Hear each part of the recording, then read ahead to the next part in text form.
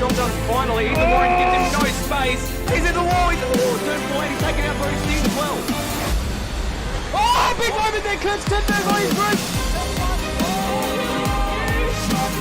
Big crash in turn 4. That is an unfortunate huge crash.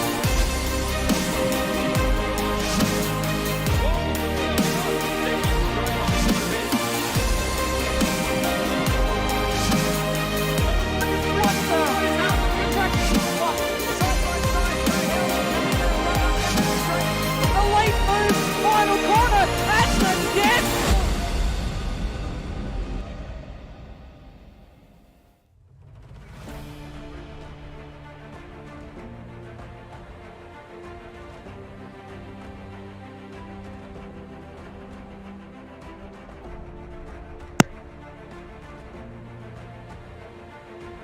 A very good evening to you wherever you're watching around the country or indeed the world, and welcome to the home of horsepower for the 9th round of the Automobilista Supercars Championship for 2022. Stairs back in the commentary box, and alongside me is Michael Floodman Zalavari. My name's Alistair Schmidt if you care to use my quote-unquote real name, but Floody, welcome to the box. Good evening, everyone. Good evening, Stairs. It's great to have you back, and it's great to be here once again. I'm making a habit of this now. Yes. Well, it's been a trying year, and so having the super sub, as we, I guess we've used that term now a couple of times, having you at our disposal is a luxury that, well, we are lucky to afford. And I'm very lucky to be a part of this as well, Stairs, make no mistake. And we're here, of course, for round 9, Super Sprint format at Sandown, the home of horsepower, Stairs. This is a fun track, isn't it? It most certainly is. Before we get on to the particulars of that, though, we will just remind you of the points classification for the Drivers' Championship. And I must say that this has changed in the last 24 hours or so with the addition of some penalties, so just be wary of that. Some of those points values may be slightly different to what you see on your screen, but as far as I'm aware, the running order as follows is correct, with Dane Warren leading Colin Warwick, Kurt Stenberg in third. The second of the Warren brothers in fourth place there, and apologies for the little spelling error there for Ethan Warren's last name. As far as the team's points classifications, well, it is Trans-Tasman Race running away with it so far, Floody. Yeah, they've been class of the field in consistency as well. And consistent as well, Warwick Racing Team in second place, AAR/WRT in third, ZB Racing in fourth, and VRS Coranda Simsport in fifth place. And then AWR Synergy, AWG number one, the number one team, All Australian Races, and Maple Leaf Simsport round out the top 10 for the team's points classifications. We've got a bit of action on track, so we'll bring you to that, and let's have a bit of a chat about this fantastic racetrack, my good friend Michael Zalavari.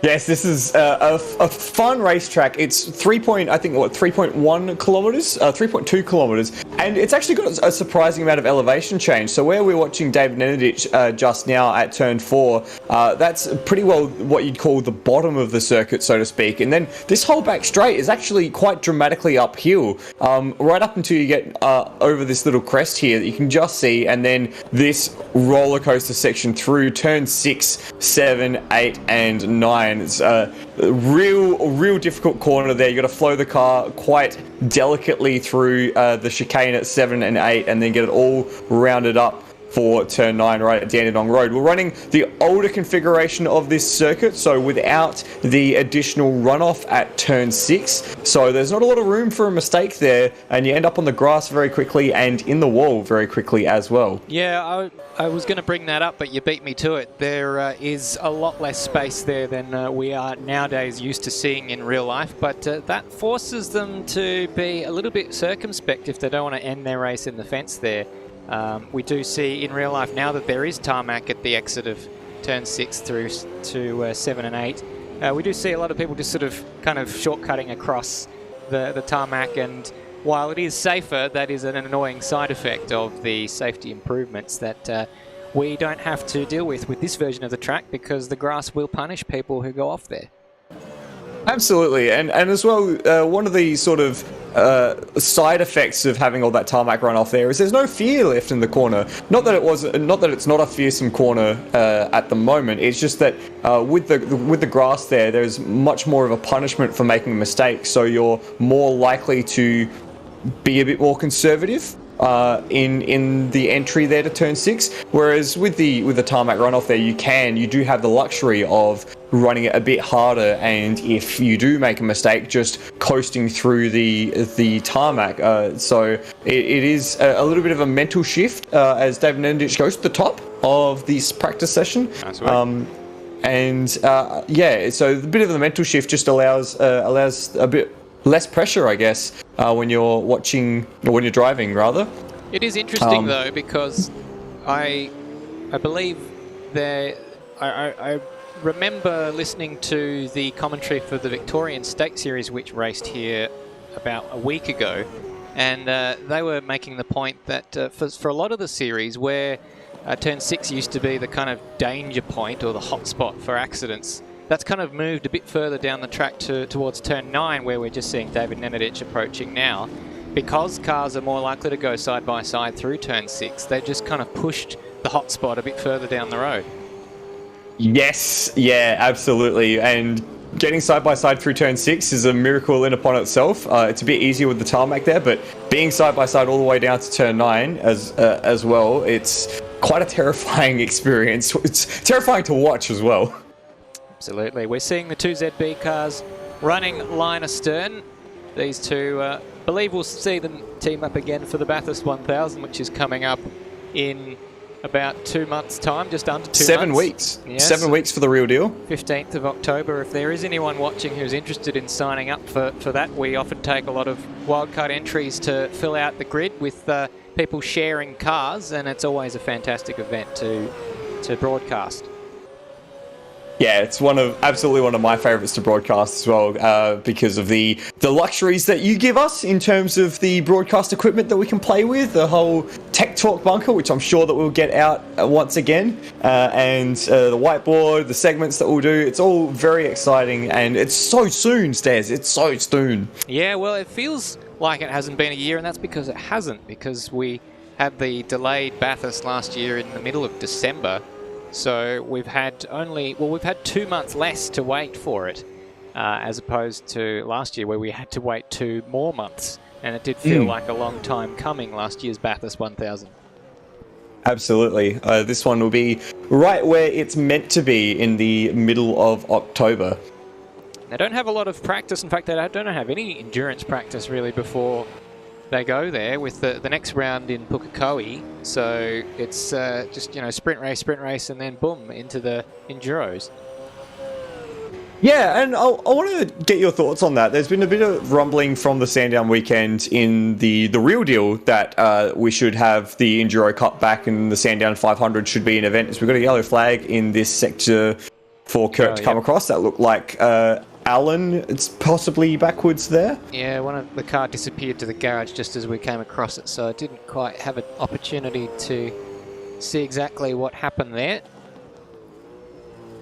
In any case, an Enduro Cup, Stairs, do you think it's something that we should seriously be looking at bringing back rather in the real life supercars, or as something in ASC, something that you want to see? I think from a historic point of view, we should have a Bathurst, a Sandown 500. It's, we don't know how much longer for this world Sandown is, unfortunately, with the realities of the world and how valuable the land is. Developers want to get their greedy little hands on it, and so we may only have Sandown for a handful more years, so we might as well have a proper endurance race there rather than, a couple of sprint races that, while always entertaining, isn't the same as one of the kind of big, flag or jewels in the crown for the supercars calendar. Yeah, absolutely. And Sandown has a habit of producing good racing when you get to the endurance side of things. And I do also like the synergy of the fact that Sandown is exactly half the length of Bathurst, so it's exactly the same amount of laps as the Bathurst 1000. That is just very nice and neat, isn't it? Yeah, well, it certainly appeals to my sensibilities, that sort of you know, just satisfying. And I've just found a replay of the Allen incident that you mentioned earlier. This is what Kurt Stenberg was coming across, and it was turn 6. Yes, ouch. Claims That's its first victim. Bit of an oversteer moment, and then yeah, that tyre barrier on the right hand side is very, very close. I've actually seen a Toyota 86 get over that barrier just quietly. Oh. Yeah. That's probably not something you want to see. No, this was when I was marshalling back in 2019 at the Sandown 500. I've been across the Sandown twice now to do some marshalling, and was feeling very sorry for myself watching it over the weekend, wishing I was out there. But yes, there was an incident in the Toyota 86 race in 2019 where there was side-to-side contact at the apex of turn 6, which turned a car to the inside of the track.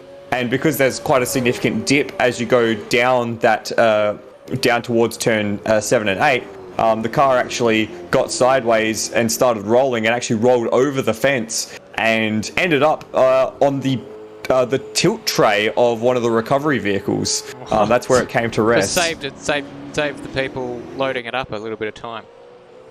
It loaded itself onto the tilt tray. Yeah, but they had to use that time to change all their underwear afterwards. Well, you know. Quite a moment, yeah. And if there was ever proof that A, motorsport is dangerous, and B, race cars will end up anywhere, as Zane is doing his best to replicate that incident. Oh! And he's just been punted up the rear by the monster car, and forgive me, it's been a couple of rounds since I've commentated. I believe that's Kai Jones. Yes, I'm not quickly able to identify Sir Kai Jones, who has gone back to the pits. And just got his braking all wrong by the looks of it, or wasn't expecting to have the closing speed on Zane, with Zane having that bit of a moment through the S's.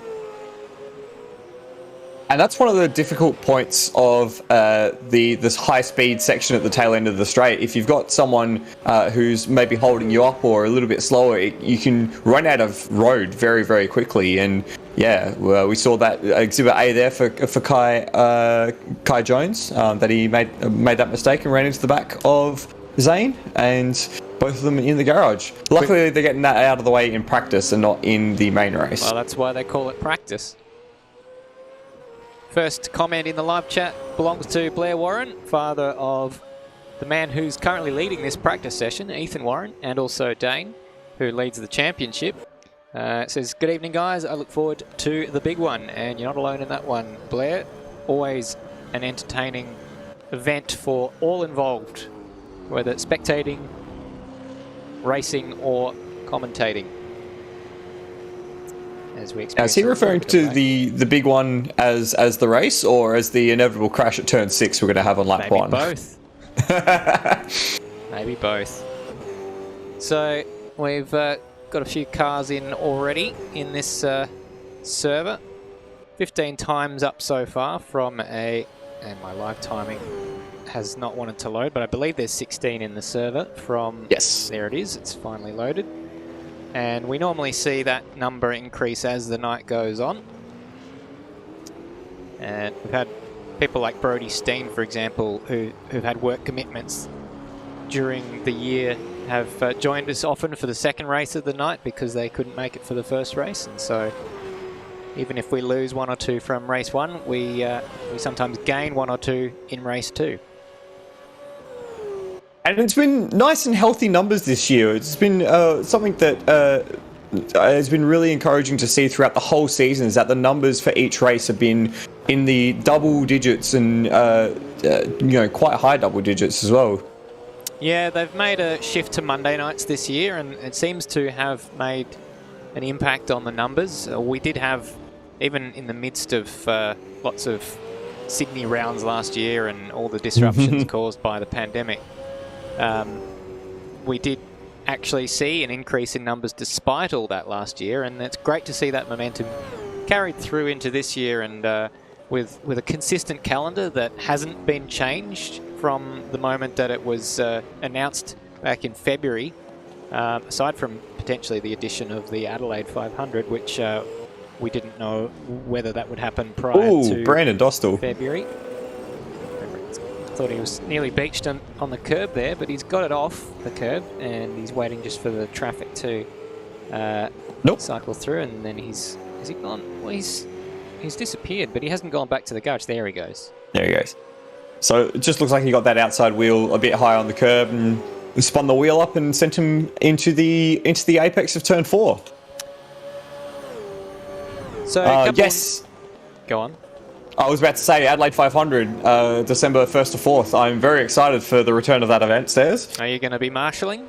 I'm gonna try to be marshalling. I haven't actually done any marshalling since the last Adelaide 500, so I'm sure they'll take me back. But there's a little bit of nerves. I'm also trying to see people in that boat. Yeah, absolutely. I am also trying to see with the GT World Challenge Australia being one of the support categories, whether or not I might be able to finagle a media pass instead. Because that would be a different way to experience that event. Well, yes, now that you are rubbing shoulders with some of the world's elite motorsport journalists, then surely that's kind of more the camp that you find yourself in. You've kind of stepped up a level from marshalling. Not that we look down on our marshalling friends at all, because they are the reason why we're able to race. Without those volunteers, there would be no motorsport. Absolutely, and that's something I'm always about. So if you are interested in seeing motorsport for free, get in touch with your local marshalling organization, and they'll be very willing to take on new members all the time, as Kai Jones has a bit of a spin to the outside, first the inside, then the outside of turn 1. I thought he was going to recover that, but he just got a bit of a tank slapper on after clouting the curb at turn 1 there. Just wasn't quite able to recover it.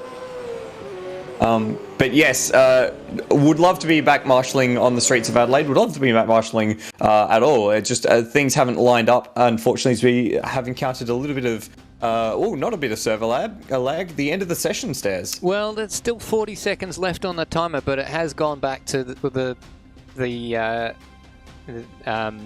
server, is the word I'm looking for, has gone back to the loading screen. So we potentially are calling early drinks on that practice session to roll on into qualifying. If not, one more practice session, because we're actually not scheduled for another 10 minutes for qualifying to get underway. Oh, wow. Which is scheduled for 8 o'clock Eastern Standard Time, which is currently 10:02. So just loading the rest of the drivers back into the practice session. I guess because they do an official practice session of 15 minutes before qualifying starts, and that's when their tyre allocation begins. Basically, the practice session before that is a freebie, if you like. You can use as many sets of tyres as you like. Just to get your eye in at that stage. Exactly. So it shouldn't be too much longer, and we'll be able to bring you back pictures from Sandown after the remaining drivers are loaded into the server. There is certainly an element of getting your eye in, getting the brain up to speed as well, not just getting the tyres and the car in the right window, but actually getting yourself into the right window. It's always surprising to me to see the likes of, say, Brenton Hobson, who can just jump in a car at the very beginning of a race and be immediately on the pace. That's just, to me, that's absolutely ridiculous. It's far more likely, if I was racing in this series, that I'd be in there for an hour beforehand just trying to get my eye in and being very unhappy with the laps that I was setting until I finally get one right with like 3 minutes left in practice. But we've seen, for example, David Nenadich and Steve Warwick. Steve Warwick at the moment, he's put in 77 laps tonight.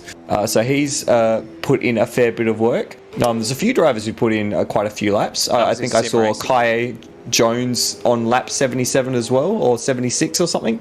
Steve Warwick, funnily enough, the oldest driver in the field, unless we've had anyone join during the year who's older than him. But when we sent out a questionnaire to all the drivers at the beginning of this year, I said, what's a fun fact that we don't know about you? And he said, at 64, I'm the oldest driver in the pack. So it's never too late to jump into the sim. 64? Damn, that is... He's probably turned a year older since then, since that was back in February. It's true. If you are listening on this back, Stephen, let us know if you have turned 65, and how was your birthday? Well, happy birthday for whenever it was. Speaking of birthdays, I believe Colin Warwick's expecting a daughter very soon, if not already, because I believe his partner was due at some stage in August, so that must be imminent. And so Steve Warwick will be becoming a grandfather very soon, with Colin Warwick about to be a father. Wow. So that's pretty exciting. Fantastic news for the Warwick family. And is Colin in the server? He is in the server, so hopefully he can add to that fantastic news with a win and a podium tonight. There he is, running line astern with his father, and someone coming out of the exit of turn 4 there lost it. I didn't quite see who that was because the camera panned away just as that happened. I am trying to find that one for you, but I don't have that one. Might have been, was it Kai Jones, or was it a car with more green than that? Might have been Lachlan Horan. Oh, we did have Dodger off in the gravel trap at turn 9 at the end of Dandenong Road, which we've already detailed is notorious for difficulty, rather. Well, you were mentioning before cars finding themselves in very unusual spots, and my memory goes back to Winton of this year, where Dodger somehow found himself between the grandstand and the fence dividing the grandstand from the track, and couldn't get back onto the racetrack because he'd gone over a curb and rolled over the fence. This was with... I do recall that now that you mentioned that. So that was a very unfortunate way for poor old Dodger to finish that race, because he went up to he just kind of drove alongside the fence to see if he could find a gap to get back through, but without something to launch himself over that fence, it wasn't going to be possible, and so that became an unceremonious DNF. Well, I mean, it's something that's lived on in our memory, so is it really unceremonious? Well, I mean, it would make the highlight package for the year, I'd say. It's although perhaps not a highlight for him. It's one for the blooper reel. That's exactly right. Good to see Alex Cattle once again flying the flag for AWG. He's been the fastest peddler from that stable, although tonight I believe he's the only representative from AWG, with I don't see any Benjamin Dahlia or Sean Allen, or Brody Steen for that matter, so he is the lone AWG peddler. And that's been a bit of the tale for AWG, unfortunately. We saw them in the Teams Championship. The AWG only, I think it was 5th and 8th in the Teams Championship. And a large part of that has been due to their consistency, or rather lack of consistency with entry.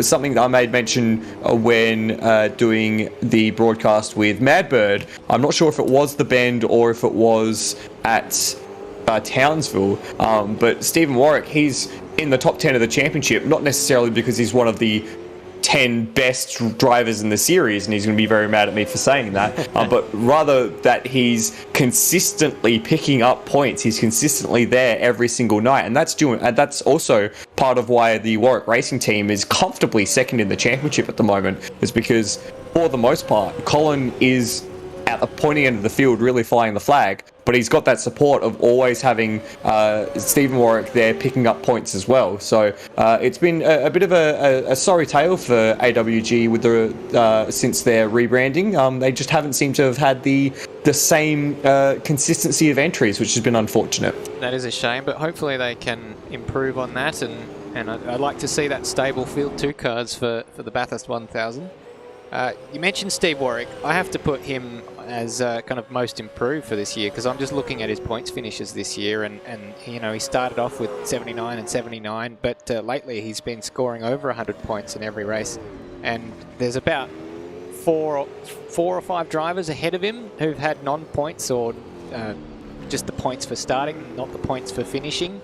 So you get 25 points for starting a race, and there's a few people ahead of him who've only got that, and a few did not start, whereas Steve Warwick has been consistently finishing in the points every single race, and he's got a trend gradually going up the field as the year wears on. So that proves your point that the consistency gets you positions in the championship.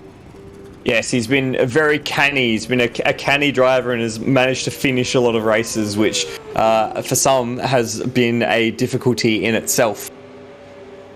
The Original Sticks in the live chat saying, "Evening, everyone." Good evening to you, the Original Sticks. Pleasure to have you on board. Exactly.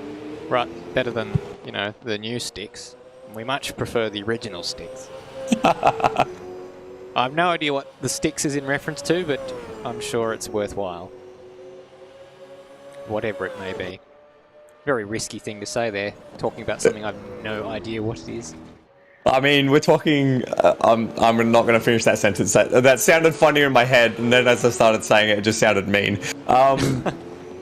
Notable omission at the moment, Stairs. No Dane Warrens thus far. That's right. And so he's... Well, Dane Warren, who basically has finished first or second in every race that he's started. The only two omissions there, Winton. And that is pretty important because Colin Warwick is only less than 100 points behind Dane Warren in the championship, and with 300 points up for grabs in total tonight, there is a chance that Colin Warwick could jump into the lead in the championship if Dane doesn't make an appearance tonight. And if it's only around 100 points, we'll have to look back on the points and double check. But, as Kurt Stenberg got very high up on two wheels there as we were just watching.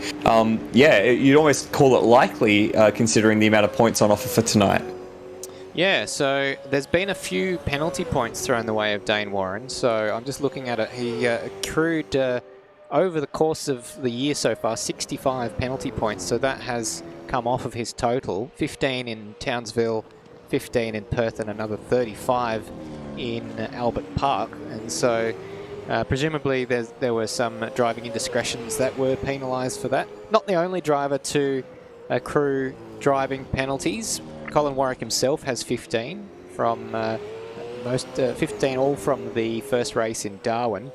And then everyone down to Corey McFarlane, aside from those two, has a clean driving record. Corey McFarlane has 30 penalty points, Steve Warwick with 15, Luke Rosella with 70 penalty points, and that's the most I can see of any driver aside from Peter Stenberg and David Nenadich. Yeah, there has been a few scrappy moments across the last few rounds, and yeah, those penalties all came through in one big glut as Kurt Stenberg makes liberal use of the runoff at turn 4. We've got an update from Blair Warren in the live chat saying that Dane is practicing for the E-Series at Oran Park. And therefore making it interesting for us. So Ethan Warren potentially could get his second and third victories for the year if he's the one there to pick up the scraps. He got the first win at Townsville, which I don't have a great deal of memory of, but I think that was you and Madbird commentating on that one. It does track. That would have been my yearly Townsville cameo appearance. So yes, trying to remember. I think Dane maybe ran out of tyres late on in the piece. It's not the first time that's happened at Townsville, if that is the case. Amazing. Mr. Walsh is saying, Frank Walker from National Tiles. There's a reference. Hello, Walshy. Good to have you back again. Kurt Stenberg saying, I won't win, so... Well, not with that attitude. Number of podiums Kurt Stenberg has already this year, but the defending champion, the two-time ASC champion, but this year it seems like it's between... Well, it's between Dane Warren and himself. If Dane Warren is practicing for E-Series, then Colin Warwick might have a chance to snatch it with consistency. Yes, the Warwicks and consistency. Another person who may be involved in the E-Series, Luke Rosella. I did see him on the sheet for the last round of the E-Series. So another driver from ASC graduating. Graduating? Is it a graduation into the E-Series? I feel like it's a parallel series. I like to think of it that way because it's not like they're scouting the ASC for potential drives in the E-Series, as they're a different sim altogether. But Kurt true. Stenberg, another who's had a few call-ups to the E-Series, which is good to see. And even got featured on one of the pit lane walks in Perth in Barbagallo when I think it was Chad Nalon and Bryony Ingerson were walking through the paddock there. Yeah, they bumped into him, and Bryony recognised him from an interview with Kurt when Kurt was 12 years old. Wow. I don't remember exactly what the show was, but it was Mark Scaife and Neil Crompton and little 12-year-old Kurt had a question via Bryony Ingerson for Scaife, and that clip resurfaced after their reunion in the pit lane at Barbagallo. Oh, isn't that just delicate? Just delightful. Delightful. So practice has concluded, so we're about to head into qualifying. We'll just remind you of the particulars of the track, an anti-clockwise affair, 3.1 kilometres around the horse track. This is why we call it the home of horsepower. Sean Allen holds the track record of a 7.447, which has stood for 3 years, and Kurt Stenberg with the race lap record last year. That track record of a 7.4 could be under threat. So far, best lap tonight, as we look at the previous winners, Kurt Stenberg taking all three last year. Best lap tonight is a 7.5 from Ethan Warren. So not too far away from that qualifying record. We'll keep tabs on whether or not that could be taken tonight. Well, an interesting little idiosyncrasy there, that the qualifying record's actually slower than the race lap record around here, which is unusual. I have actually noticed that being a trend in this series, and I wonder if that's because of the extremely short qualifying sessions, 10 minutes, which is already underway as we speak, as well as the longer period of time to sort of get your eye in with the race and sort of rubber the track in. Because correct me if I'm wrong, Stairs, but they actually reset the track usage at the beginning of the official practice session, don't they? Yes, well, that's a good point, and I'm trying to remember the format last year, but we did at Sandown have that race for the grid, and that was preceded by a 5-minute qualifying session, so that might have also contributed for the reason why we had slow qualifying records for this race track. Slow is relative in this term. It is still 67 seconds, which is mighty quick around here. Yeah, that's true. But with 5 minutes, you really only get a couple of opportunities, and 10 minutes makes a huge difference to that. Madbird and I always talked about how much we enjoyed those 5-minute qualifying sessions because they were just chaos. Very hard to keep track of as well. That's right. That's right. But the race for the grid was also equally hard to keep track of, and full of chaos, as we see a ZB car in the back of that shot spun round. And that, I believe, would have been Zach Baker, who would have been the first person across the line to start his lap, but instead it will be Colin Warwick, who we have on screen now. Oh, that's Steve Warwick, actually. Colin Warwick, there we go. He's at the heading the queue as Steve Warwick slides his way through turn 1, so that's a bit of a throwaway lap for Steve Warwick. Unfortunately, we were pumping his tyres up with consistency, but let's rejoin his son, Colin, who's currently rounding turn 4. And just hits the first sector mark there, a 26 flat to turn to the exit of turn 4 now. Sector 2 is just this drag is all the way down the back straight, so we can't really glean too much from the back straight. We'll see the sector mark here, 40.9, and the final sector is this run through these corners, a bit out of shape through the mid part of turn 7, gets it all wound back underneath him, and hopefully he'll get through the final few corners and we'll see the first lap time in this qualifying session. One would hope so. Wags the tail out of the final corner, and what is the time going to be for Colin Warwick? The first benchmark is a 108.171, but that is going to be bettered by, at the very least, Ethan Warren, half a second up on his current lap. He's just exiting turn 9 as we speak, under the Jim Beam Bridge, and heading towards the end of his first qualifying lap. Few lap times coming in while we're watching Ethan Warren. Zach Baker into second place with an 8.4. Kurt Stenberg, Corey McFarlane and Termo in the 8s. And we watch Ethan Warren come across the line. A 7.2. That is the qualifying lap record gone with Ethan Warren's first lap of the evening. I don't think he has a qualifying record. Most of them belong to his brother Dane from that 2020 series, and he's just gone for a single lap run, it appears, as he's completely overcooked it into turn 1. So Colin Warwick is on a PB, but it's not going to be anywhere near Ethan Warren's time. He's going to slice half a tenth or so off it if he does elect to continue this lap. So a great start to qualifying for Ethan Warren. Kurt Stenberg has put in the best middle sector of the lap so far, as I've got eyes on Corey McFarlane coming across the line, who improves to third. And Kurt Stenberg improves to second, so that was a very good lap. He is ahead of Colin Warwick there. And Ethan Warren still half a second, the best part of, up the road. That is quite remarkable. Around just a short lap like this, 107. And he's into the pits. But yeah, plenty of traffic here at the exit of turn 4. That looks like Stenny just ahead of Kurt Stenberg. And we've got a yellow flag in that section. That's because we've got a spun ZB car on the entry to turn 4, stairs. And it's David Nenadic who's sitting on the entry to turn 4 sideways now. No, he's on the racing line there. That might have distracted whoever that car was. Beg your pardon. Trent Allen in the all-black wildcard. One of our more newer entries. So let's see if we can catch a replay of what happened here to David Nenadic. Looks like it's happened a little while ago. So I'm getting used to the buttons here, which I haven't used for quite some time. Let's come back to that, shall we?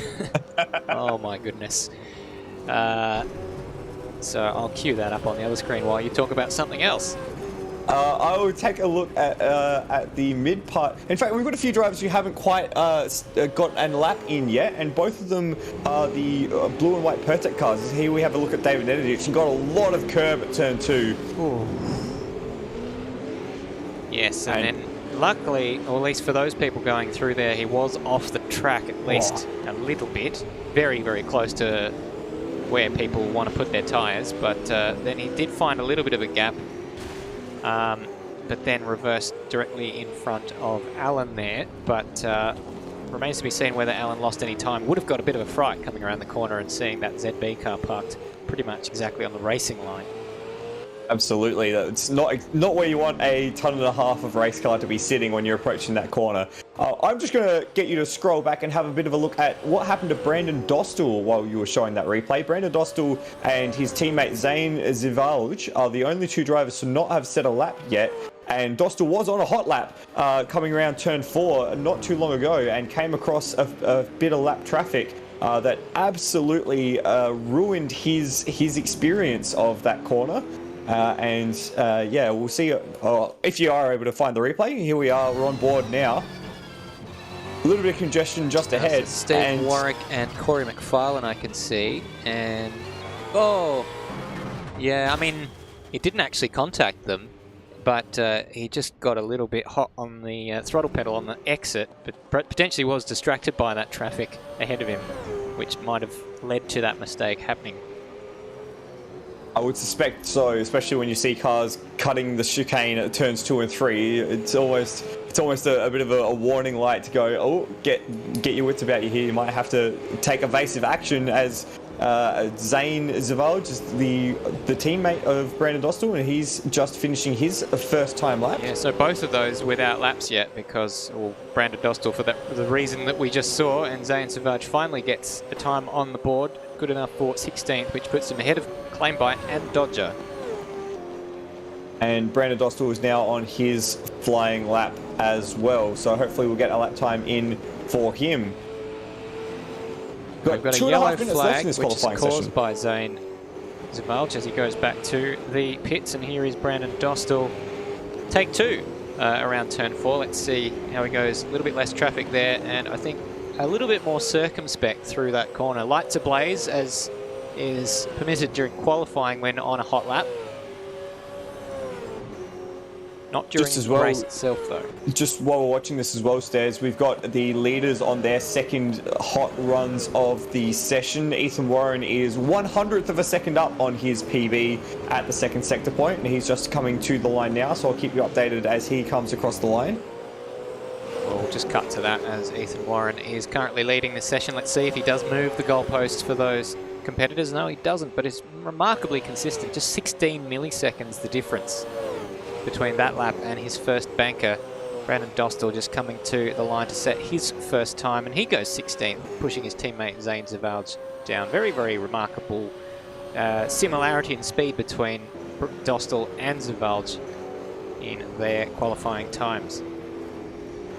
We've got Colin Warwick, who's currently 3/10 up on his PB, coming through the final sector of corners now. 3/10 wouldn't be close. It wouldn't be enough to catch Kurt Stenberg at this stage, but it remains to be seen whether or not that will be the final gap. So we've got a minute left, so almost he may get one more lap in. And in fact, he got a corner cut, so he's going to be looking for that additional lap to try and get himself further up the grid.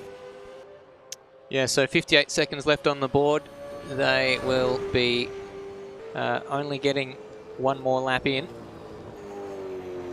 or even just the lap that they're on. When they came across the line, Kurt will only get this lap that he's currently on, and he's completely made a hash of turns 2 and 3. The back just did not want to agree with him.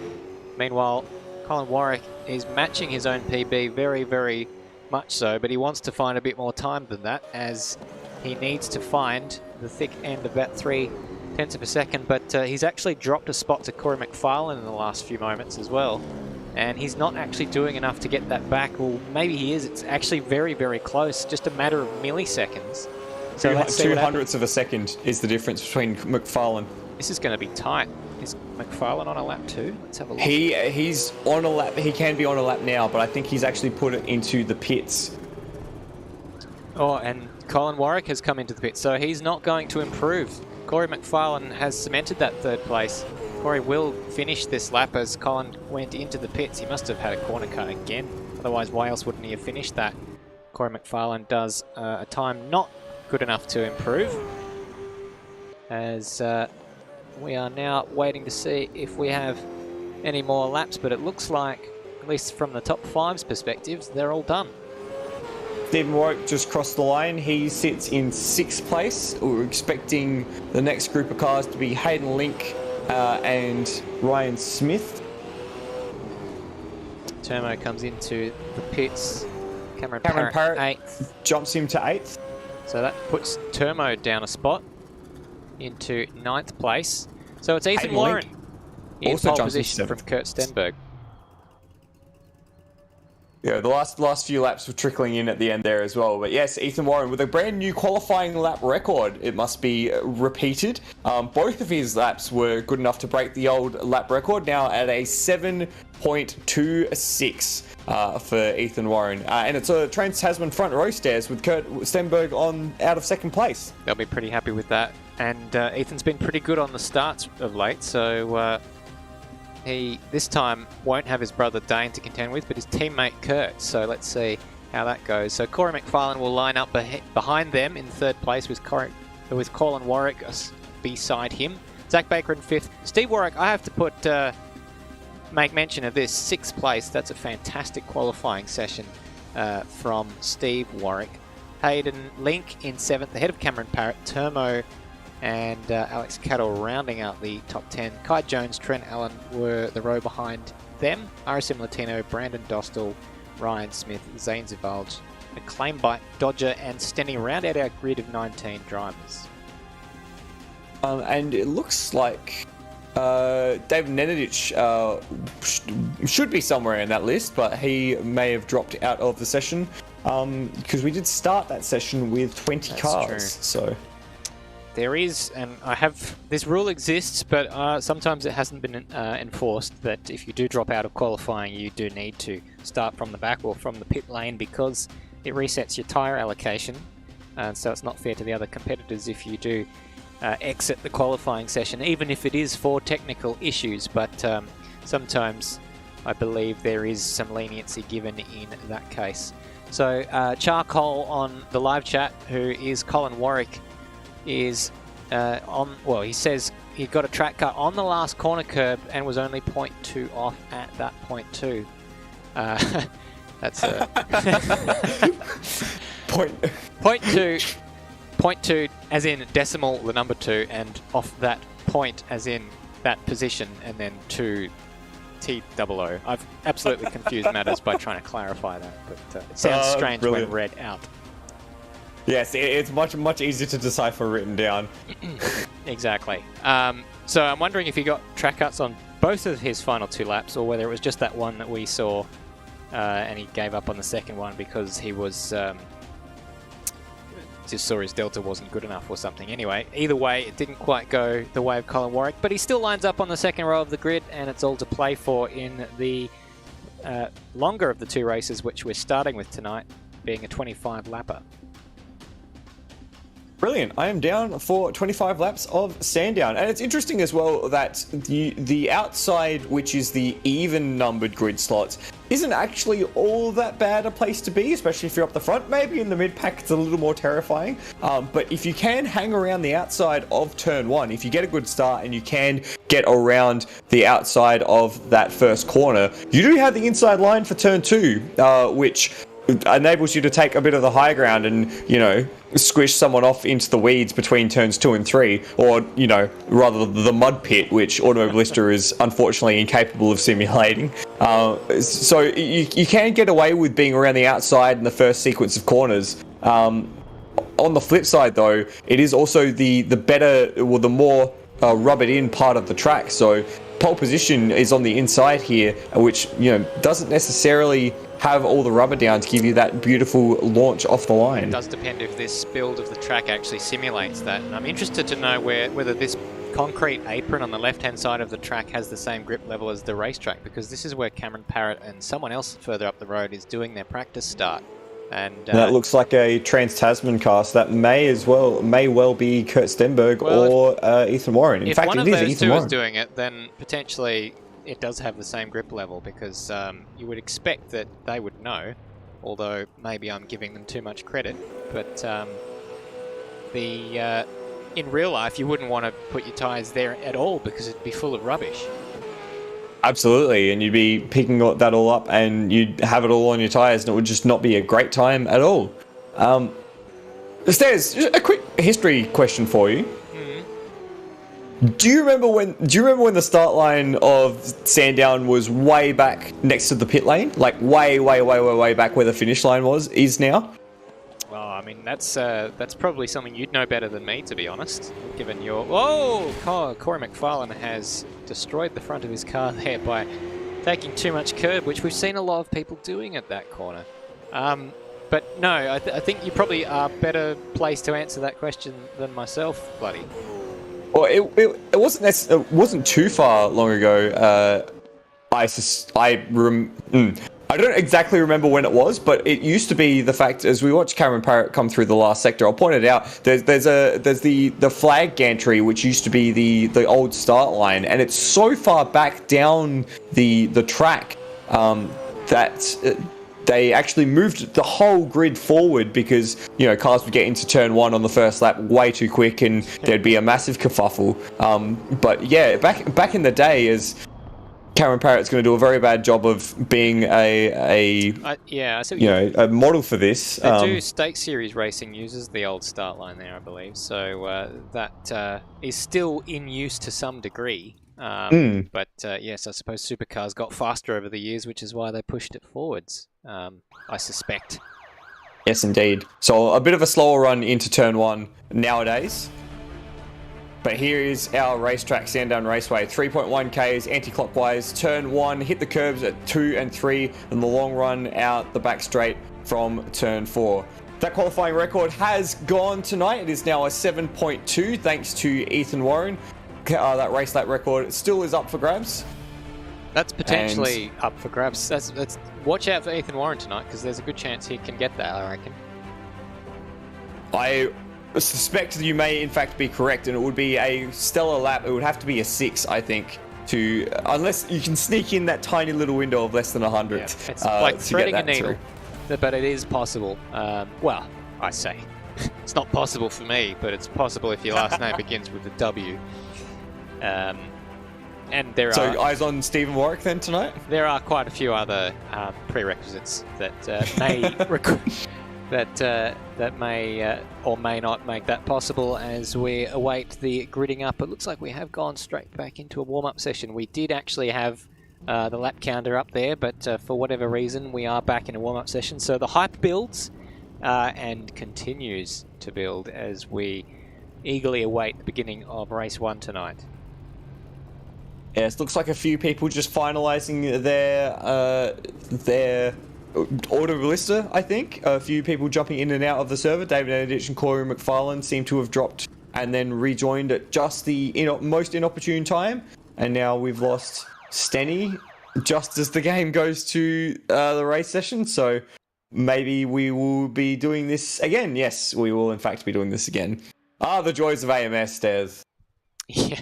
I must say I've been playing a little bit of Microsoft Flight Simulator in recent times, and it's kind of become a bit of... I've got used to the insanely beautiful graphics that game has, and coming back to Automobilista has been a bit of a shock at kind of some of the textures. But it does simulate the racing, and it's not, its job isn't to simulate as much the beautiful surrounds as much as the way that cars drive and handle themselves, which a lot of people I've heard saying who have raced in iRacing for many years is preferable the Automobilista is preferable to iRacing in the racecraft side of things. There you go. I did not know that Automobilista was a preferred platform in terms of that. How does that stand up? Well, I mean, I guess you it probably does don't also know. Depend on the category as well. So I believe there has been criticism leveled at the iRacing model for supercars, which has been kind of a bit slippery and kind of hard to identify when the car's going to spin in the same way that it is in Automobilista, and whether or not that's realistic, I think you're going to have to ask a real-life supercars driver. If we had Shane Van Gisbergen in the chat, like we did a few rounds ago, perhaps he could jump into Automobilista and give us the real comparison as someone who has driven in iRacing and a real-life supercar. Kurt Stenberg, not Kurt Stenberg, Kurt Kostecki as well, yeah. And Brody Kostecki. Kostecki, yeah. Could be another option.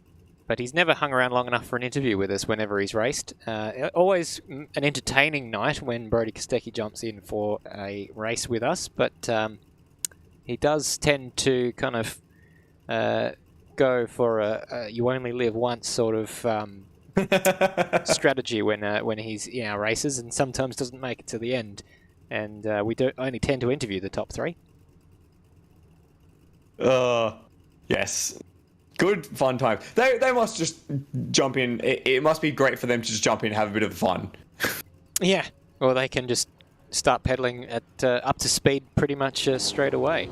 We're seeing Cameron Parrott taking an opportunity of this little break to do some more practice starts, this time on the back straight on the exit of turn 4. So I'll be interested to see actually if Cameron Parrott makes a few spots off the start in the Maple Leaf Sim Sports entry. We've also got Brandon Dostal cutting some laps. Otherwise, it's a very quiet racetrack at the moment, which is a little surprising. I would, again, suggest that it be a great time to get the mines up to speed. But then again, I'm not using the tyre allocation, so... And if you're watching tonight and you're wondering if Kurt Stenberg seems like he's off the pace compared to normal, the reason might be he says he's going to watch while racing tonight. So this is not something I would recommend he do, because I can't think of anything more distracting than hearing people talk about you while you're trying to do something. But nonetheless, this is something he has apparently elected to do. So anyway, if you are watching or listening at this particular point in time, Kurt, I do wish you good luck. It doesn't sound like... Well, let's say it's a bold strategy, Cotton. Let's see if it pays off. Brilliant.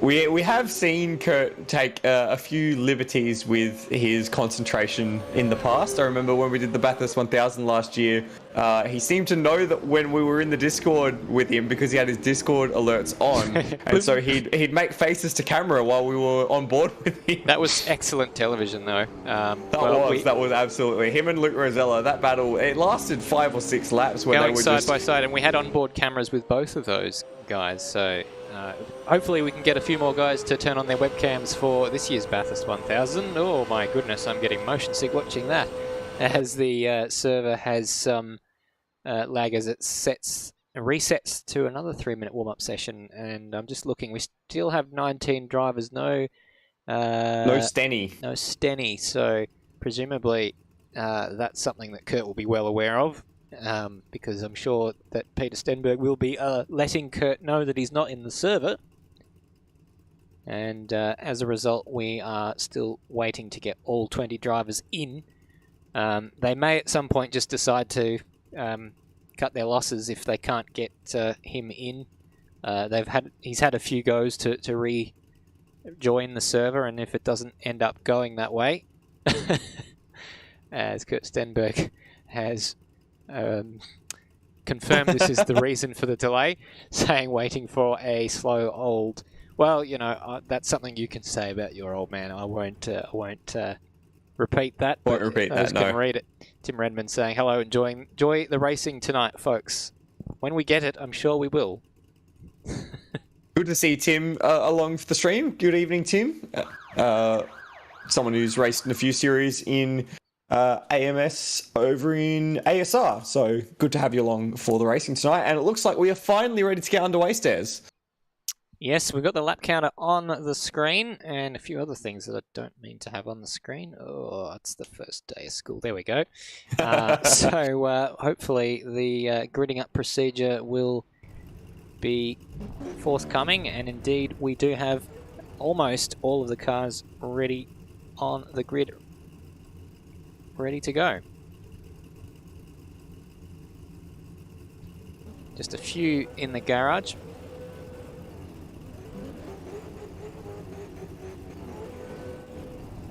But there we go, it's an all Trans-Tasman front row, and looking forward to seeing whether it's Kurt or Ethan who gets the better start. We have mentioned the form book has gone the way of Ethan when it comes to starts this year, has got the better of Dane on a number of occasions. And that has set up very exciting first lap. So Ethan Warren will lead us away from number 1 on the grid, the new qualifying lap record for Sandown.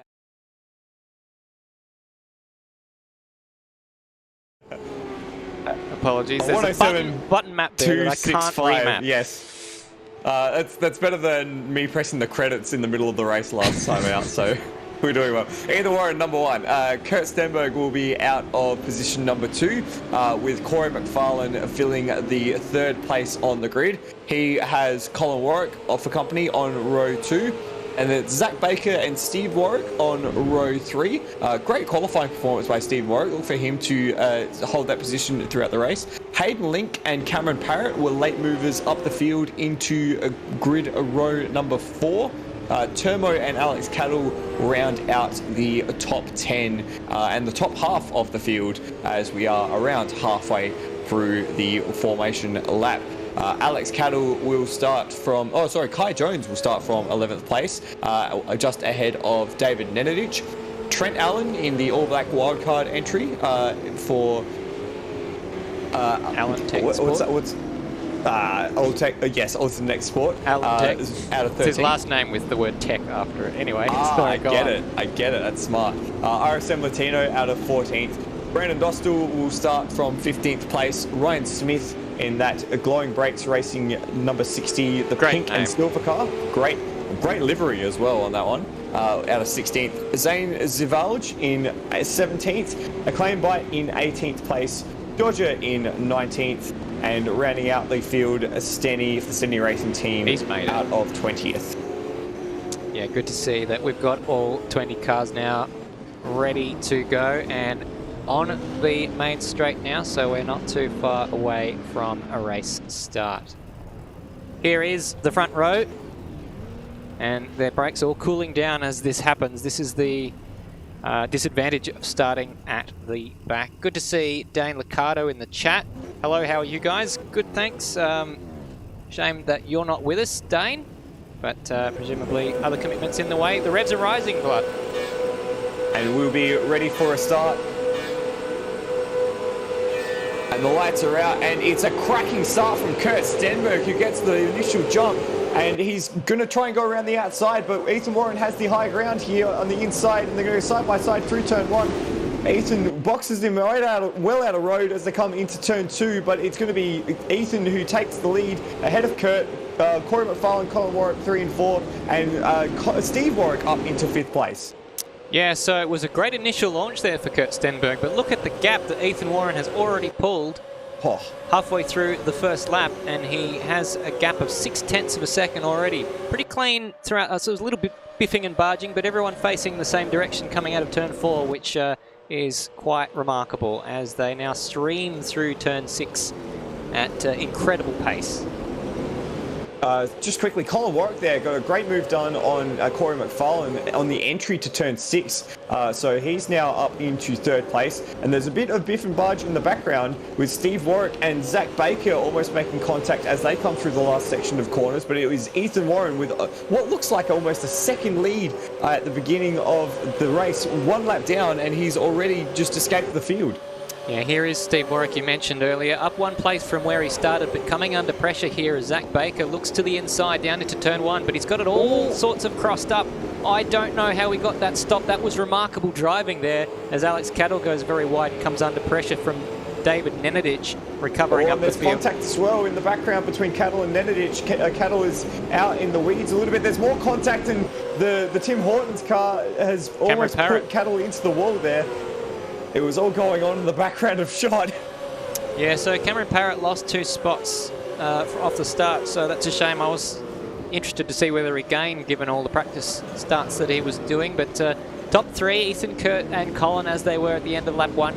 Corey McFarlane behind, and then the battle you're watching here, Zach Baker now ahead of Steve Warwick, and the Penrite car driven by Hayden Link in 7th place, doing a good job in what is this, his first round? Was he was he at the bend, or we did see Hayden Link at the bend. I do remember there was some Hayden on Hayden support action from the comments.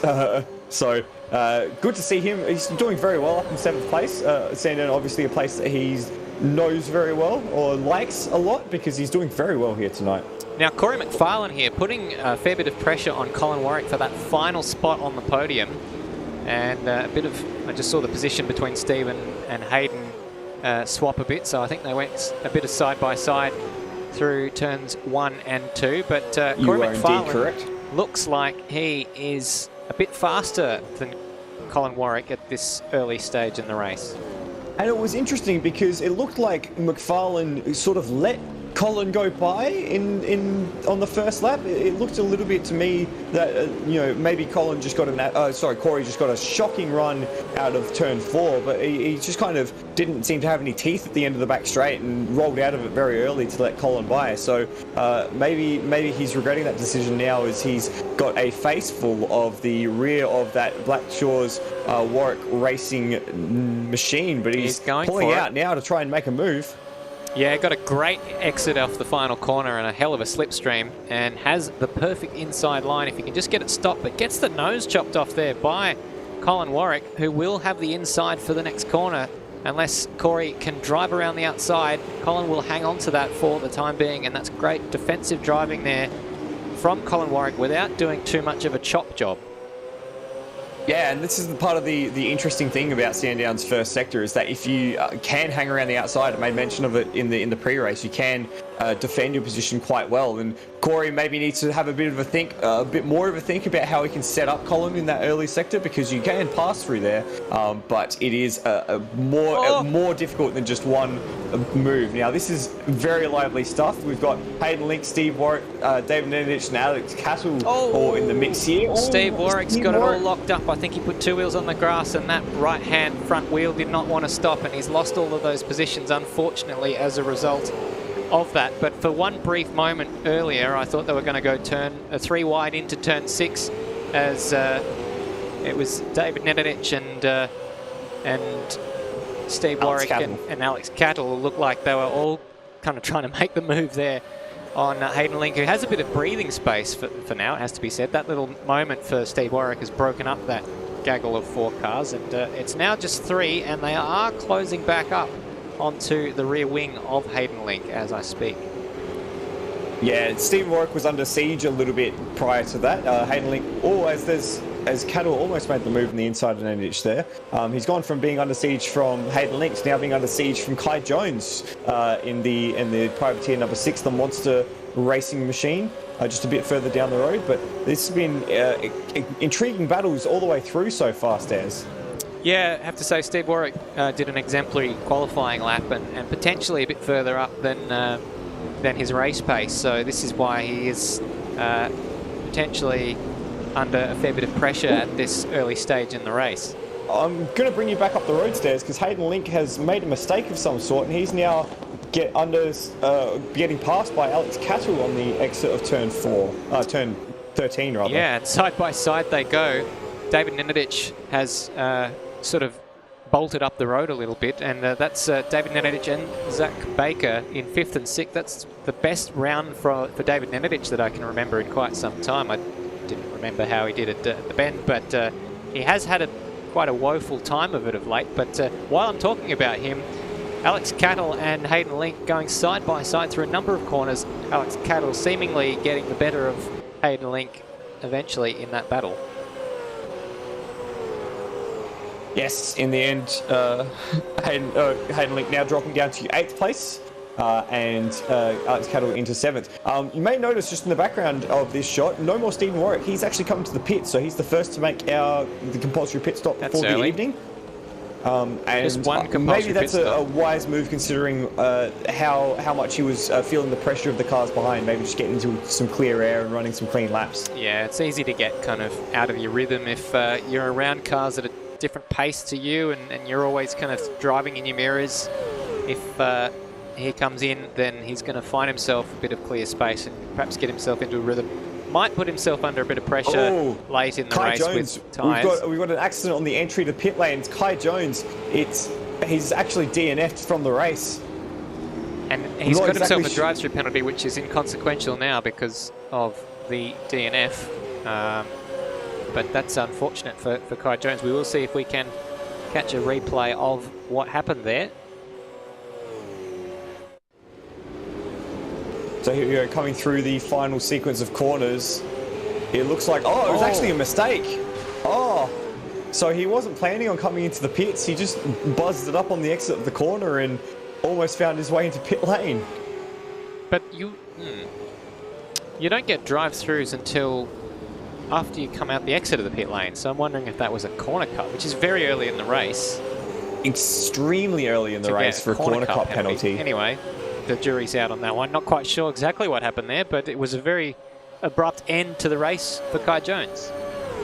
Maybe if Kai Jones is listening along, he can shed some light as Corey McFarlane dives down the inside of Colin Warwick into turn 1 and gets the move done for the moment. Yeah, no, I wasn't sure if it was done. And Corey McFarlane has outbraked himself and is potentially going to allow Colin Warwick around the outside with extra momentum. Yeah, he just... he did it himself there, Corey McFarlane. I think he was feeling the pressure. He'd done all the hard work. He'd made the move as we've got Alex Cattle. Nedetich has just made a mistake, and let's put Alex Cattle on his back. That sounds very heavy. My goodness. So that was... he was actually up there already, and so Alex Cattle under pressure did exactly the same thing that Corey McFarlane just did, but in this instance hung on to the position.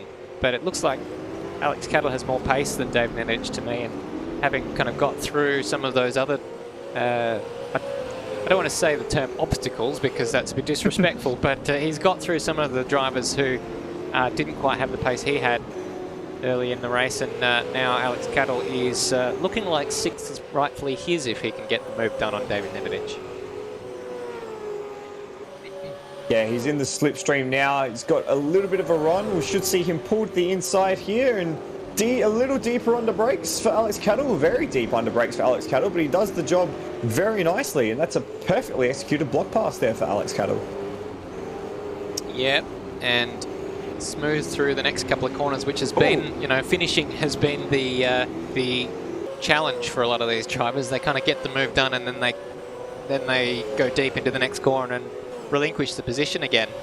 But Alex Cattle, well, his fastest lap of 109.3, and if we compare that to David Nenadic, 109.6, so about 0.3 of a second quicker on his best lap so far. Coming up to a bit of lap traffic, we've got Dodger just up the road there for Alex, so he'll want to clear that traffic without too much hassle.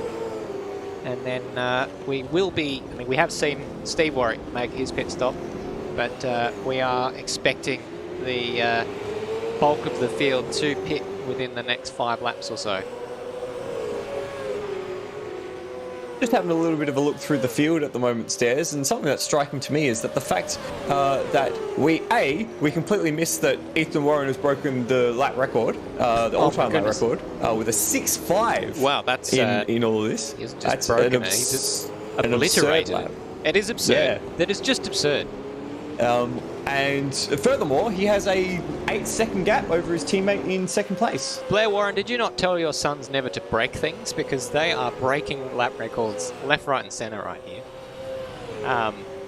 So, you know, that stood for quite some time, 12 months or so, that lap record, and now it's gone. As Alex Cattle is having a crash, he's spinning, he's going to find the fence. No, he stopped it before that, but he's losing a number of positions. Finds a gear, and look at the cars streaming past. What? Oh, I feel so bad for him because I did pump his tyres up, and that's unfortunately given him the commentator's curse. So it was turn 6 strikes again. Just took a bit too much pace in, I think. Yeah, he just was a half a metre away from the apex, and then just the rear wrapped around on him, and before you know it, he's heading in the wrong direction. He's very lucky not to make contact with the wall there, but unfortunate to have lost so many positions. In fact, he comes into the pits, as well. So that promotes David Nenadic back up into 5th place, and so it's a good haul of points in the offing for ZB with Zach Baker in 4th place. They're not looking like they're in line for the podium. Looks like Colin Warwick has made a pit stop at some stage because he's down in 13th. Just on that lap, so he's just exited the pits, and that is why you don't see him in that battle for 3rd position. So Ethan Warren continues around for another time. He's not deciding to pit on this lap. Neither is Kurt Stenberg. Corey McFarlane is, though. And the interesting thing as well, Stairs, just as we've got Corey McFarlane on screen, is that both Trans-Tasman cars has put Alex Cattle a lap down at this stage.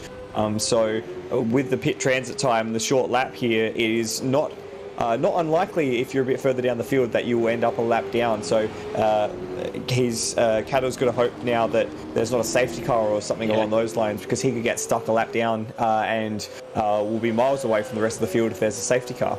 Well, they haven't been too common this year. So I've said it now, but I think we could see one at Townsville, but less likely at the more kind of purpose-built type racetracks. As we see Corey McFarlane rejoin the racetrack just behind Colin Warwick, and that battle looks set to resume. I just want to bring your attention, Stairs, to quite an interesting or quite an impressive run so far for Brandon Dostal, up 9 places from where he started down in 15th. He's actually running just behind Hayden Link at the moment. Of course, some of that is through the pit sequence, and just as we get him on screen, he almost throws it away over turn 7. But yeah, up 9 places. We're past him guys like Turmo and Cameron Parrott and RSM Latino. He's done quite a good job so far, and hopefully he continues to carve his way through the field. Yeah, rocking that Pertec livery as well, along with his teammate Zane Zvalj, as we see the Penrite car of Hayden Link come into the pits. So quite a few pit callers at this stage of the race, pretty much bang on halfway now. Zach Baker in the pits as well. Oh! Brandon Dostal pinching that inside front wheel. getting away with it that time? Got away with it. We always like it when they get away with it. Sometimes we like it when they don't get away with it. But that's just Do we always like it when they get away? Well, Ethan Warren, let's see if he comes in this time. No, he's going around again. So happy with that those tyres as it stands, it would appear. Kurt Stenberg, let's see if he comes in. No. Trans-Tasman going along with both cars.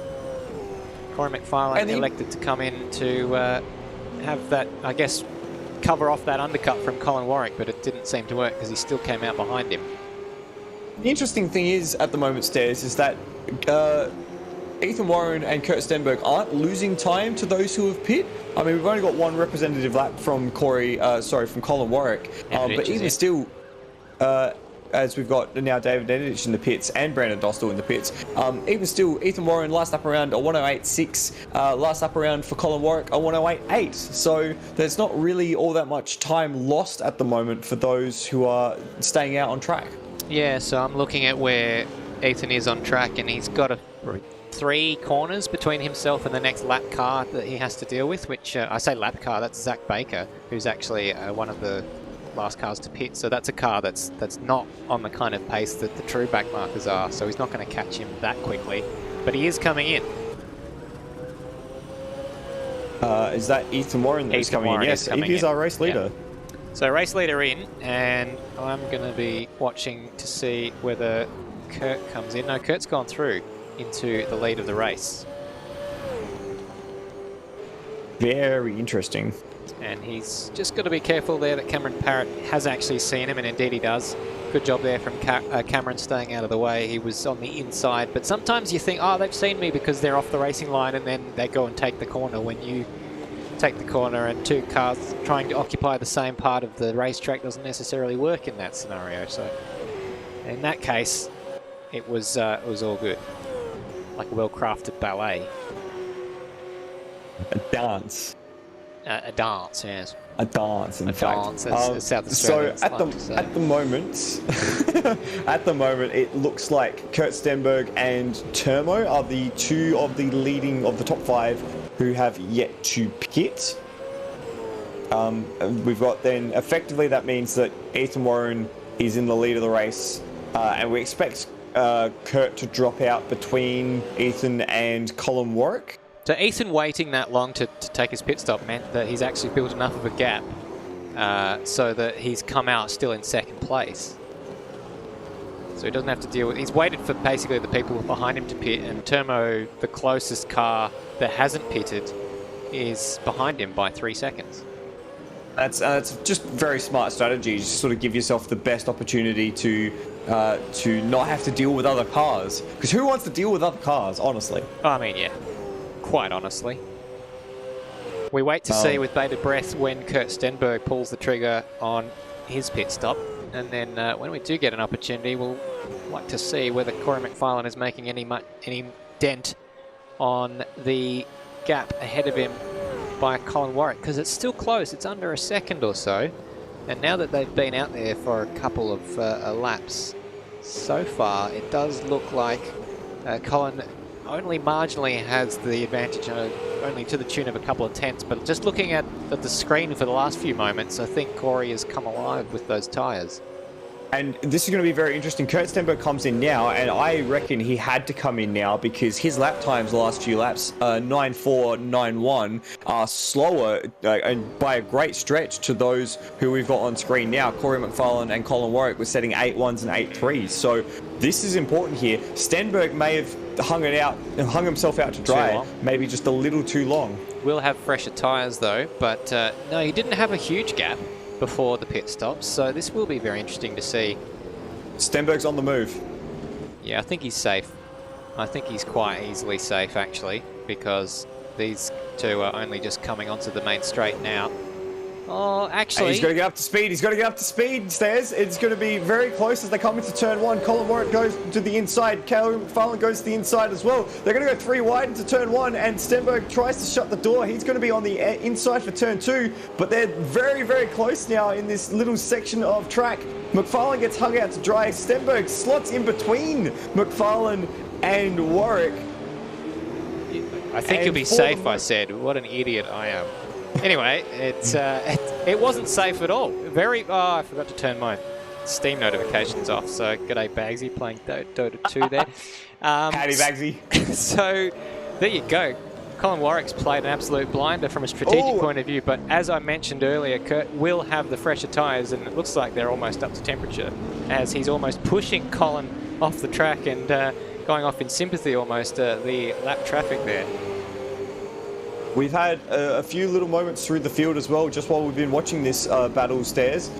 Firstly, Alex Cattle has DNF'd. It looks like he came into the pits and then the game disconnected or something along those lines. And secondly, we had a spin for Steve Warwick on the exit of turn 1, but we're going to leave that for the moment because McFarlane is right in the wheel tracks of Colin Warwick coming down the main straight. In fact, Warwick's looking for a move on Stenberg into turn 1. Very deep under brakes is Colin. There's almost a touch there as they come through the exit of turn 1, but at the moment it's Stenberg from Warwick, from McFarlane. Stenberg going for a gap that I didn't think was there, but Stenberg saw him coming, gave him the room, and prevented himself from being pit manoeuvred, I think. Very, very close. Now it looks like McFarlane's got a bit of a run on Warwick as they come up the back straight. Although Warwick has a fair bit of straight line speed as they all come into turn 6. Using a liberal amount of curb on the inside. Once again going through their line of stern, but slightly different order than before. Now that Kurt's in front, if he can get himself into a bit of a rhythm, then he might pull away because his tyres are that much younger than those two. And look at Colin, like hanging the tail out of that last corner, so he's not going to get the run down the straight that he wanted to have. And if anything, it'll put him under pressure from Corey rather than him putting pressure on Kurt. Absolutely right, and in fact, just to drive that point home, Stairs, Kurt Stenberg, he pit on lap 17. Colin Warwick, we saw him come in a lot earlier, lap 10, and Corey McFarlane on lap 11. So that's a 6 and a 7 lap discrepancy in tyre quality, respectively, between Kurt and those behind him at the moment. Yeah, so it's probably not as comfortable as Kurt would have liked it to have been, having... not that it's done yet, but he probably would have preferred to come into the pits and maintain the track position that he had, not have to do it with taking that many risks. But nonetheless, he is back in front, and it is a Trans-Tasman 1-2 as it stands, if he can hold on to that for the remaining 6 laps of this race. Says bit of action further down the field. Brandon Dostal has just made his way back into the top 10, getting through on Stephen Warwick, who had that spin. They're in a little bit of a battle pack with Trent Allen for 10th place. We've also got Hayden Link in 7th place. He's done a nice job to recover from his a little bit of issues earlier on, getting dropped by the 2ZB guys. So he's in a nice comfortable position, just dealing with some traffic. Yeah, so that's interesting. He's what was the gap there? About 3.5 seconds. Not too bad. I think it's good to see Termo as well up there, putting Hayden under a bit of pressure. Not too far behind. That gaggle that we're looking at has kind of stretched out while we've been looking at, and as I've been talking about it, having said that, but it is good to see so many battle packs at this late stage in the race. Trent Allen and Stephen Warwick, I did make mention of them a moment ago, battling over 11th and 12th. It looks like Stephen's lost a bit of traction with the spin that he had earlier, and he's coming under some significant pressure from Trent Allen now as we come through turns 2 and 3. And they've got RSM Latino just stalking in the wins as well. Yeah, and I'll take your attention back to the battle for 3rd and 4th because his son, Colin Warwick, is also coming under pressure in the form of Corey McFarlane. Kurt Stenberg's bolted at this point. If he doesn't make a mistake, he's got 2nd sewn up, but this is the battle, this is the position that is in dispute over 3rd place, as I've just seen Steve Warwick go wide and give up a couple of positions. It's almost one of those cases where you don't know where to look because there's something happening everywhere you want to keep an eye on. That's true, but my mantra is always, if there's a battle and there's another battle, you tend to focus on the one that is higher up on the leaderboard. But as we go back to this battle for third and fourth, Corey has just dropped off by a few car lengths. It does ebb and flow throughout different parts of the racetrack, and we'll see if he closes back up throughout this final sequence of corners. That does seem to be a strength of Corey's, because we've seen him get really good runs onto the main straight a number of times, but not as close this time as he was on the previous lap. Yeah, just comparing those lap times, an 8.9 for Corey McFarlane versus an 8.7 for Colin Warwick. A fairly slow first sector last lap around for McFarlane, so yes, the old ebb and flow will continue once again. It looks like Corey can really... there was just a little moment there. I was just riding on board with Corey. It was just a little bit of a moment in the change of direction between turn 2 and 3, and that's where he's losing a lot of time. And then, of course, that compromises your run through turn 4, which compromises your run down this long back straight. And, you know, it's now 4 or 5 car lengths as opposed to 1 or 2 that he needs to get into the wheel tracks to make a move at, say, turn 9. So he's got to just smarten up that car just a little bit on the entry to turn 2 and 3. And maybe think about a move into turn 9. That might be where the magic moment will be for Corey McFarlane. If Colin can hang on, though, 154 points coming his way if he finishes in third place, and that would put him in the lead of the championship, I believe, as he's less than 100 points behind Dane Warren. Speaking of Dane Warren, we have Blair in the live chat saying we bought them being Ethan and Dane, up to break anything that's in their way. So hence their... utter demolition of the race records and qualifying records. It did put a caveat after that saying that's a joke, of course, but they are extremely competitive, as we do see Corey having a little bit of a look there into turn 2, and he's got his nose just ever so slightly up the inside, forcing Colin Warwick to just give a car's width on the inside. But somehow Colin has managed to hold on so far. We've got so close to the end, just 2 laps remaining after this one, and so you've got to think there's a bit of belief there. But look at this, round the outside, Corey McFarlane may well do it. They both go sideways through turn 6. Incredible car control from the pair of them, but it looks like Corey may well have got that job done. We know how strong he is through the final part of this lap, and I don't think Colin was expecting that. Certainly I wasn't. Fastest middle sector for Corey McFarlane. He was bouncing off the rev limiter at the top of the straight because he got absolutely all of the slipstream from Colin Warwick. It was like a parachute had just appeared out of the back of the Colin Warwick machine, the RSM. No, actually it was RSM. You know the one. The Colin Warwick Racing, the Warwick Racing team car. And yeah, we'll have a look on board here, right from the nose cam. And what a cracking run from McFarlane out of turn 4. And as we just come up the hill, it's almost as if the Warwick car just gets sucked back, and there it goes, just like a parachute's gone out the back of it. And then it was this awesome run around the outside of turn 6, and the synchronized sliding. Have a look at that. And incredible. I was half expecting one or both of them to be in the fence there, but they both came through that facing the same direction. And it was a move for the highlights reel, I would have to say. Something that hasn't gone for the highlights reel, unfortunately for Hayden Link, is a spin at the final corner. He's actually made contact with the inside tyre barrier on this penultimate lap. And as well, made contact with Termo, who was doing his very best to avoid it. So that's dropped Hayden Link now to 9th place, behind Brandon Dostal. Unfortunate for Hayden, but he's still in the top 10 with just over a lap to go.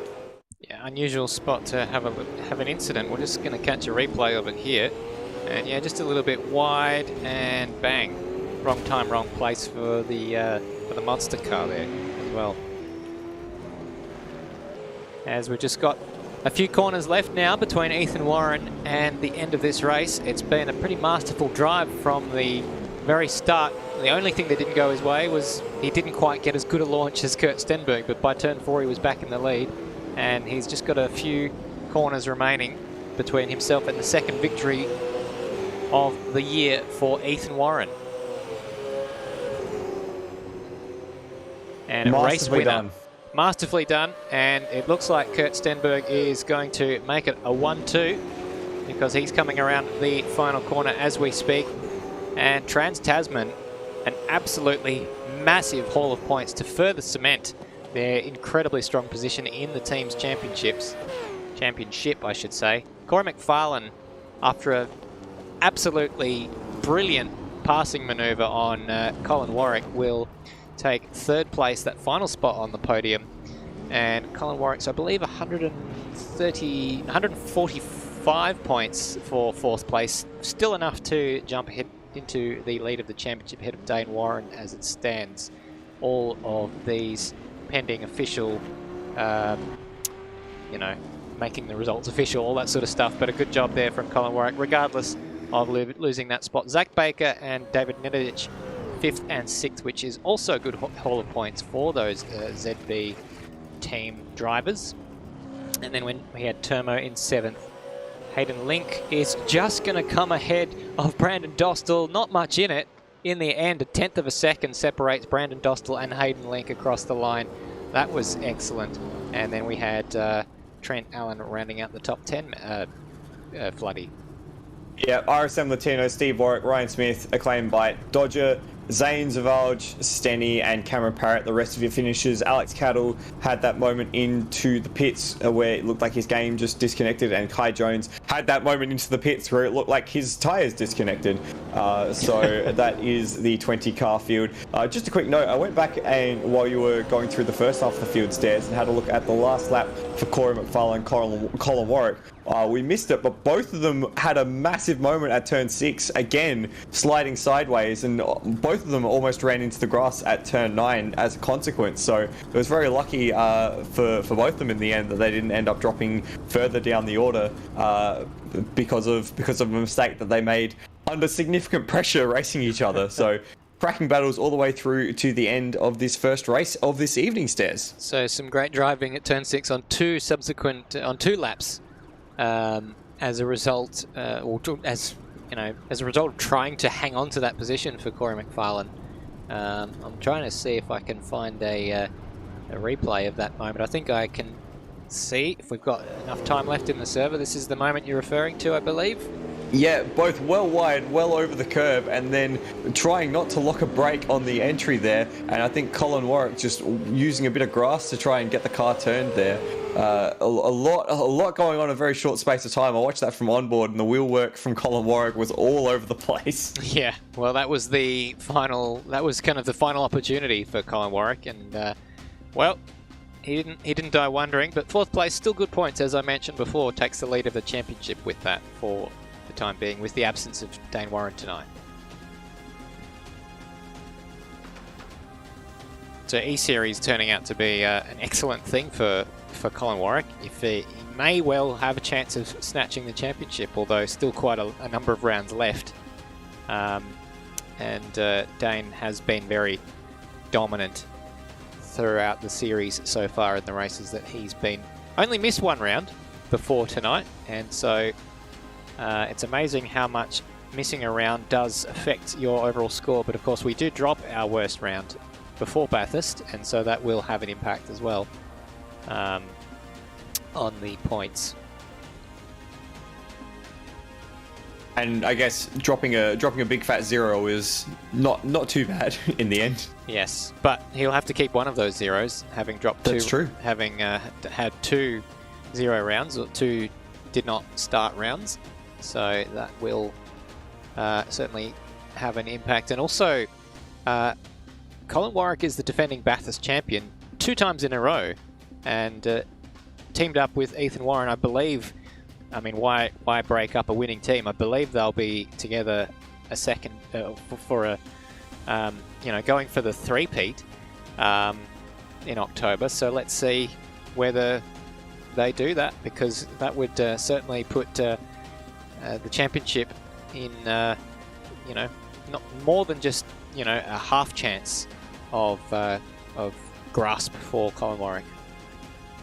Would be a very interesting duo of Ethan Warren and Colin Warwick, because that would be crossing the Trans-Tasman team line as well for Kurt Stenberg. So I wonder if we'll instead see Stenberg and Warren together, Ethan Warren that is, and Colin Warwick maybe with Dane Warren? Is that a possibility? Because Dane doesn't have a teammate, well, that would does he? be interesting if they are fighting each other for the championship. Yeah, I don't know. There's all sorts of potential silly season stuff going up there.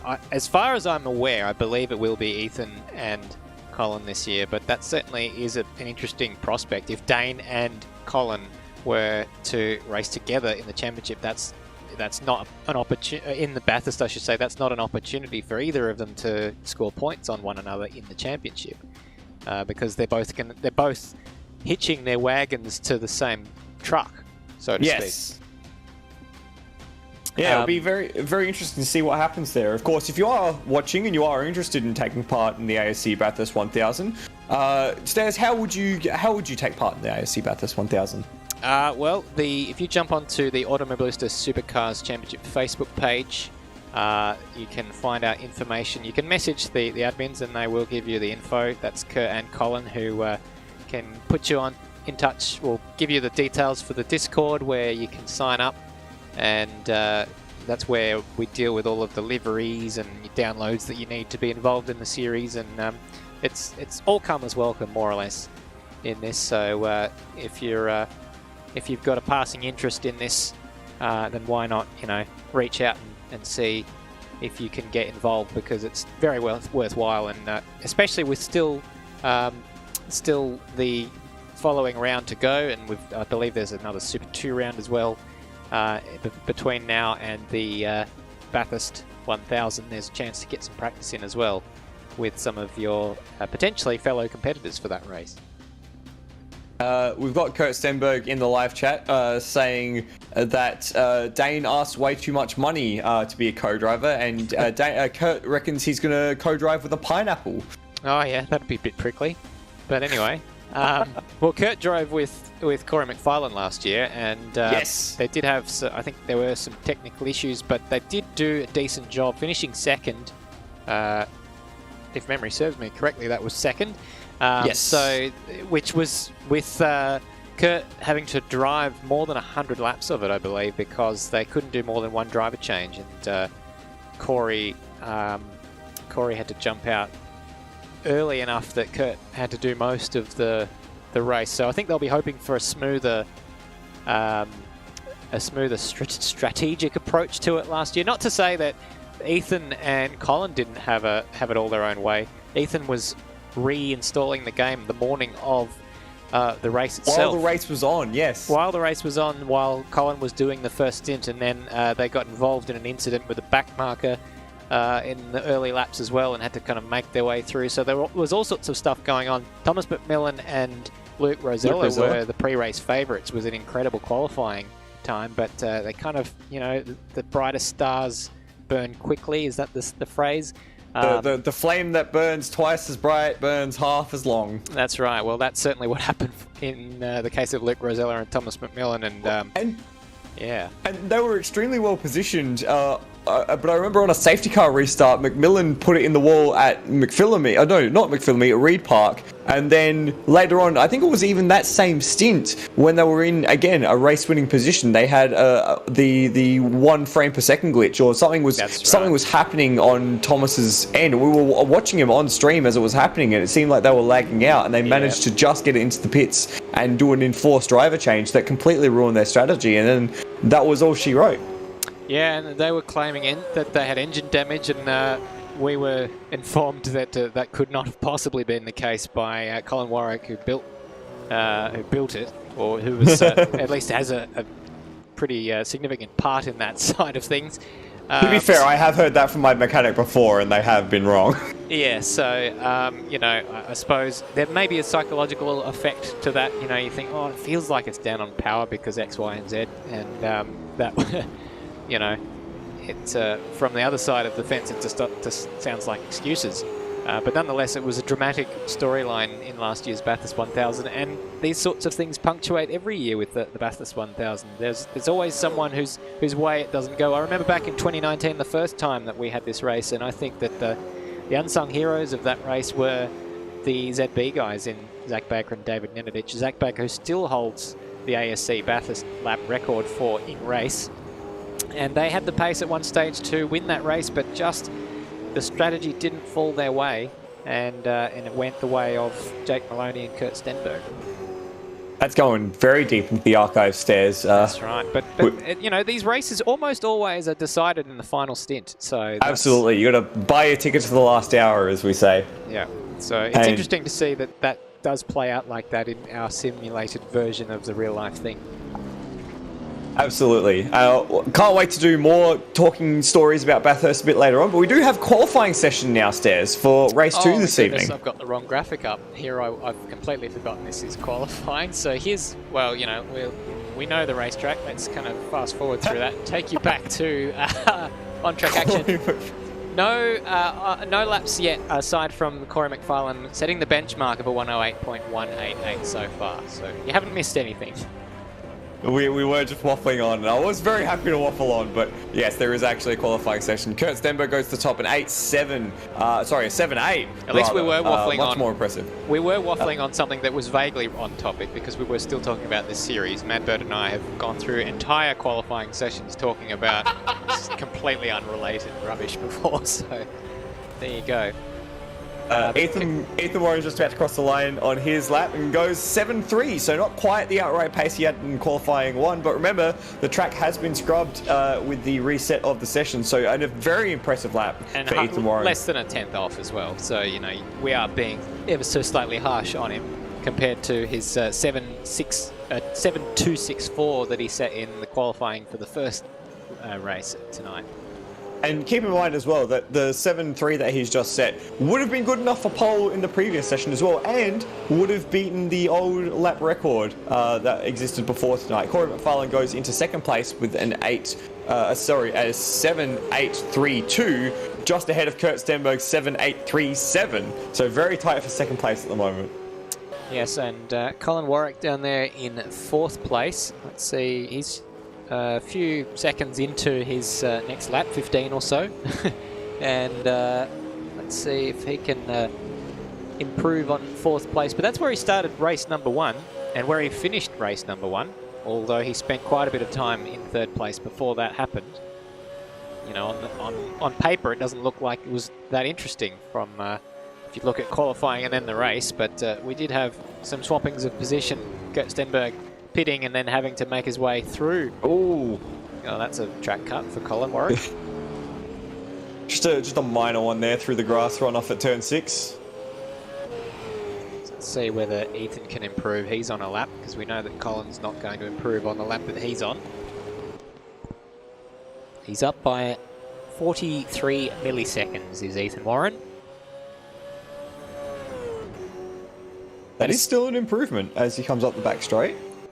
Well, that puts him down into the 2s, and if he can find little bits and pieces, there we go, 69. He's potentially on target for that 7.264. Could see another lap record broken tonight as he comes under the Jim Beam Bridge into the final complex of corners. He's pushing hard.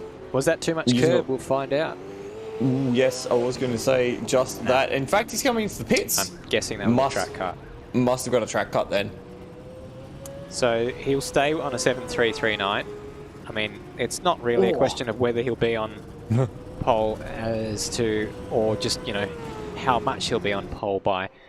As Kurt takes to the track, it's tag team for the Trans-Tasman guys with Ethan in, Kurt comes out.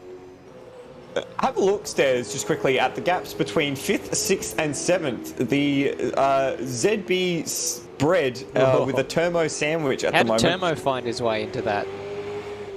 It's very slim gap. So Turmo has a whole 9,000th to gain a position on Zach Baker and is 6,000ths ahead of David Nenadic. And it's a similar story a little bit further back. Brandon Dostal has 5,000ths over Hayden Link in 8th and 9th place. And then as well, Steve Warwick has 6,000th over Zane Zavalj in 10th and 11th. Very tight gaps throughout the field. Hayden Link might jump out of that little sandwich as he is on a slightly improved lap this time around. His PB he was green to his PB, and he's taken the shortest possible route to the line, and he does improve by 0.3 of a second, which puts him in 8th place in front of Brandon Dostal, and then goes straight back to the pits. Speaking of Brandon Dostal, I did see a Pertec-clad car taking the scenic route through the Sandown Swamp, which is the runoff at Turn 1.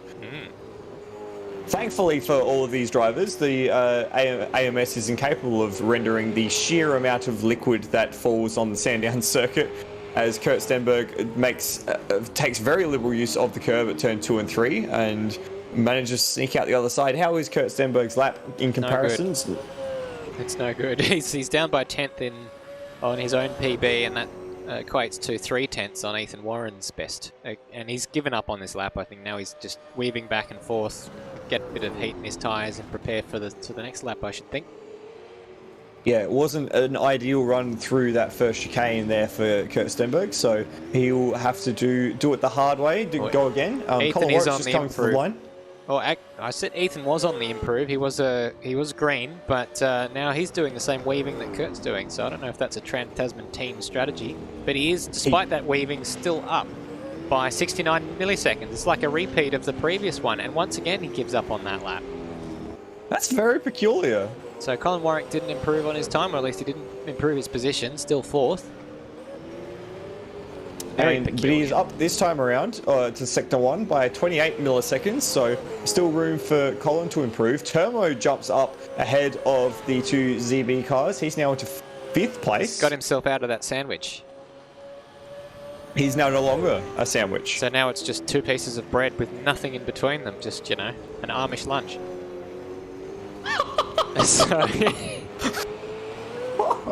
So Ethan started a lap which he's immediately shortcutted the track onto the grass, and he's just pushing too hard now. I think he's going for that track record, and it's just not coming together.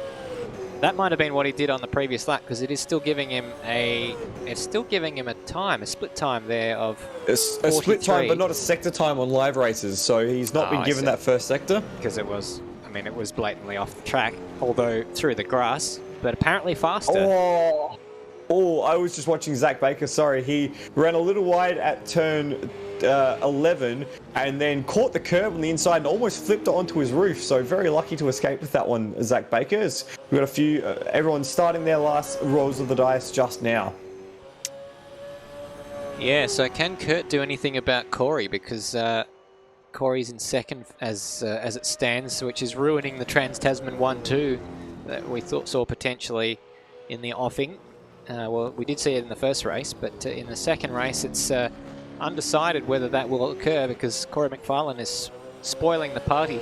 Colin Warwick up on his PB, but he needs to find a 1/10 of a second to unseat Kurt Stenberg. It could be possible. He has to have had a really, really strong final sector, and as he comes to the line, is it good enough? He goes second. Yes, it is. Good enough to unseat Corey and Kurt. So is there a response from Colin, or from Kurt, and indeed from Corey? It looks like Corey's coming to the pits as time has run out of the session. Ryan Smith jumps into 13th. Kurt Stenberg to the line. He's gone to second, and he's found 2/10 of a second. And that was close between himself and Ethan Warren. He goes a 7.6. I say close, it's 2.5 tenths, but that's about as close as anyone's got to Kurt, to Ethan Warren tonight. Ethan comes across the line and he improves. There we go. He's moved the goalpost and he has broken the lap record on a 1:07.168. Wow. So it took a few attempts, but he did it at the death and cements pole position and increases the margin to second place to 0.4 of a second.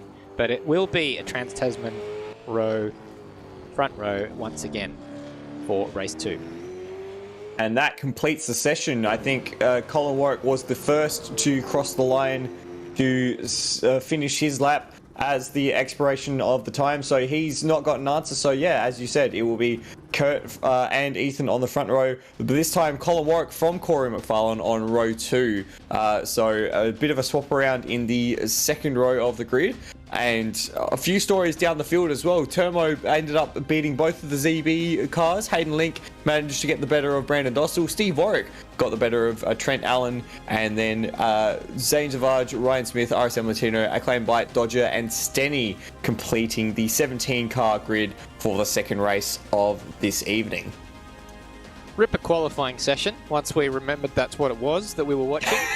But Ethan Warren, well, I didn't think he was going to do it. I know he was trying to set the lap record because, he was just pushing that hard.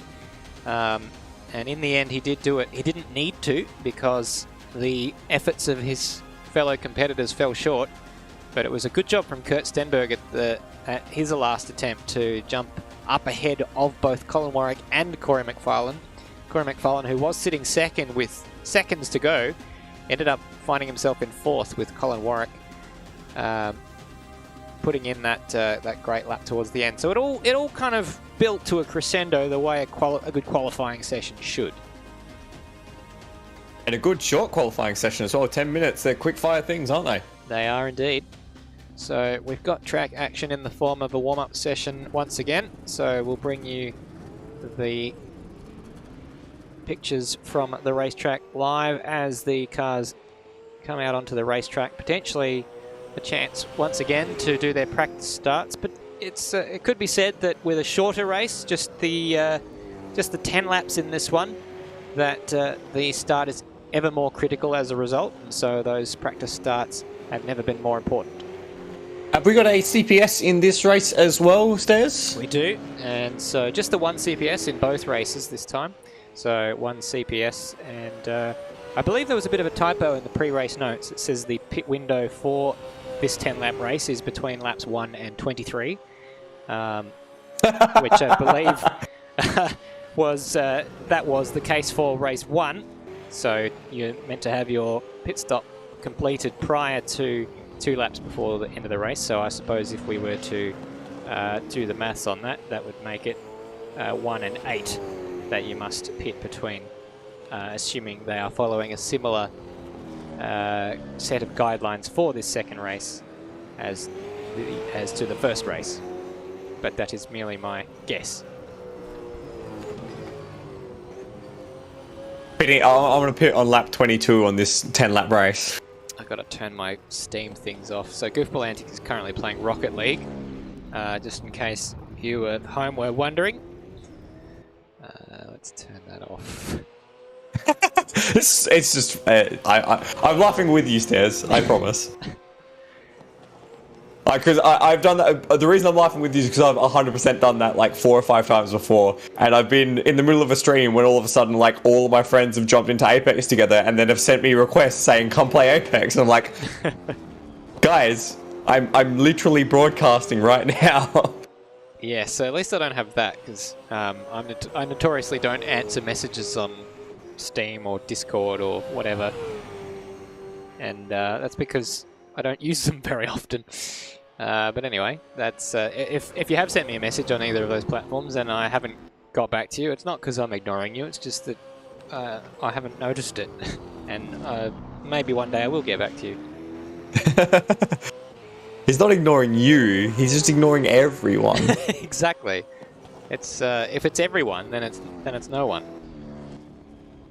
We've got Turmo in the live chat suggesting that it's same length of race for this second race tonight. Okay, well that's conflicts with information I've been reading, but that would be good if it was a longer race.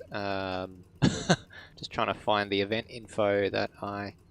It does say in the main series event info that it is a 25 lap race, race 2 tonight, Stairs. Oh, I'm looking at the wrong one. Yes, I was looking at the 10-minute. No, it is 25. Okay, so beg your pardon. I'm just an idiot. It's all right. You've had a bit of a spell out of the comm box. It's okay. We can get through this together. Yeah, apparently the very small writing that has the pit window that says 1 and 23 that I could read, but the big font size, about 3 times the size of that says 25 laps, I misread. I think I transposed the 10 from 10-minute qualifying session down into the 25 laps spot. So yes, good thing I mentioned that. Otherwise, we wouldn't have had that corrected by a good friend Turmo, and my lack of professionalism as a commentator could be exposed. It's okay, Stairs. We love you. I mean, I'm not being paid for this, so, you know, I'm allowed to not be professional. But if you would like to give us some money for running these streams, head over to Apex Rear Wing on Patreon. Very good segue. I do my best. All right, so we're about to get going on the formation lap as the cars are gridding up. And so what are your predictions for this race as we await the beginning of yet another 25 lapper in prospect? Well, it's hard to predict anything but another Ethan Warren masterclass, truth be told. The fact that he is so far ahead of the rest of the field in terms of the qualifying laps and the race pace, should he get through turn 1 in the lead, it shouldn't be too much of a difficulty. But we did see in race 1, Kurt Stenberg got a much better jump off the line. So if he can convert that into a track position on the first lap, and possibly get Cole and Corey involved as well, it could be a bit more of a difficult race for Ethan Warren Stairs. Absolutely. Well, he leads away, and let's see if that does eventuate. But he'll have his teammate alongside him, and he got the better of him on the previous occasion. He has been pretty good on starts this year, though. Colin Warwick starts up 1 position from the first race tonight, where he started 4th. Same row buddy with Corey McFarlane, however, finishing in 4th place. Termo, with his excellent qualifying session, starts ahead of the 2ZB guys, led by Zach Baker in 6th and 7th place. Then we've got Hayden Link in 8th place for the Penrite Grove racing car. Brandon Dostal in 9th place. Good qualifying from him as well, ahead of Steve Warwick. Not quite as high up as he was in race number 1, but still inside the top 10. Commendable effort from himself. Trent Allen is trying to catch up to the field, so I'm not sure exactly what happened there. He'll have to get a bit of a hurry up. And then we've got Zane Zivalj. Marked improvement from his qualifying in the first race, up into 12th place for race number 2, which is excellent. Brian Smith for Glowing Brakes starts out of 13th from RSM Latino. Then we've got a claim bite behind him. Rhodey joining us in the Maple Leaf Sim Sports car, normally driven by Cameron Parrott, so that's a bit of a surprise. He was in the live chat earlier tonight, so subbing in for Cameron Parrott, it would appear. Then we've got Stenny, Dodger, and that rounds out our grid of 18 cars. Ethan Warren just coming up to his grid box as we speak. We've got Charcoal in the live chat, Colin Warwick, saying that he's having shifter issues tonight. So with that in mind, he's been doing very well if he's been having problems with his shifter. Yeah, that's the last thing he needs. So despite that, he was able to do a particularly good start. There is Trent Allen trying to catch up, going at a fair rate of knots. I hope he's left himself enough room to stop as he finds his spot. There it is. Get in there. And someone else has gone too far. That's is that Zane Zivalj potentially reversing in, so it's all a bit of a dog's breakfast. But they're gridded up now, and whoops.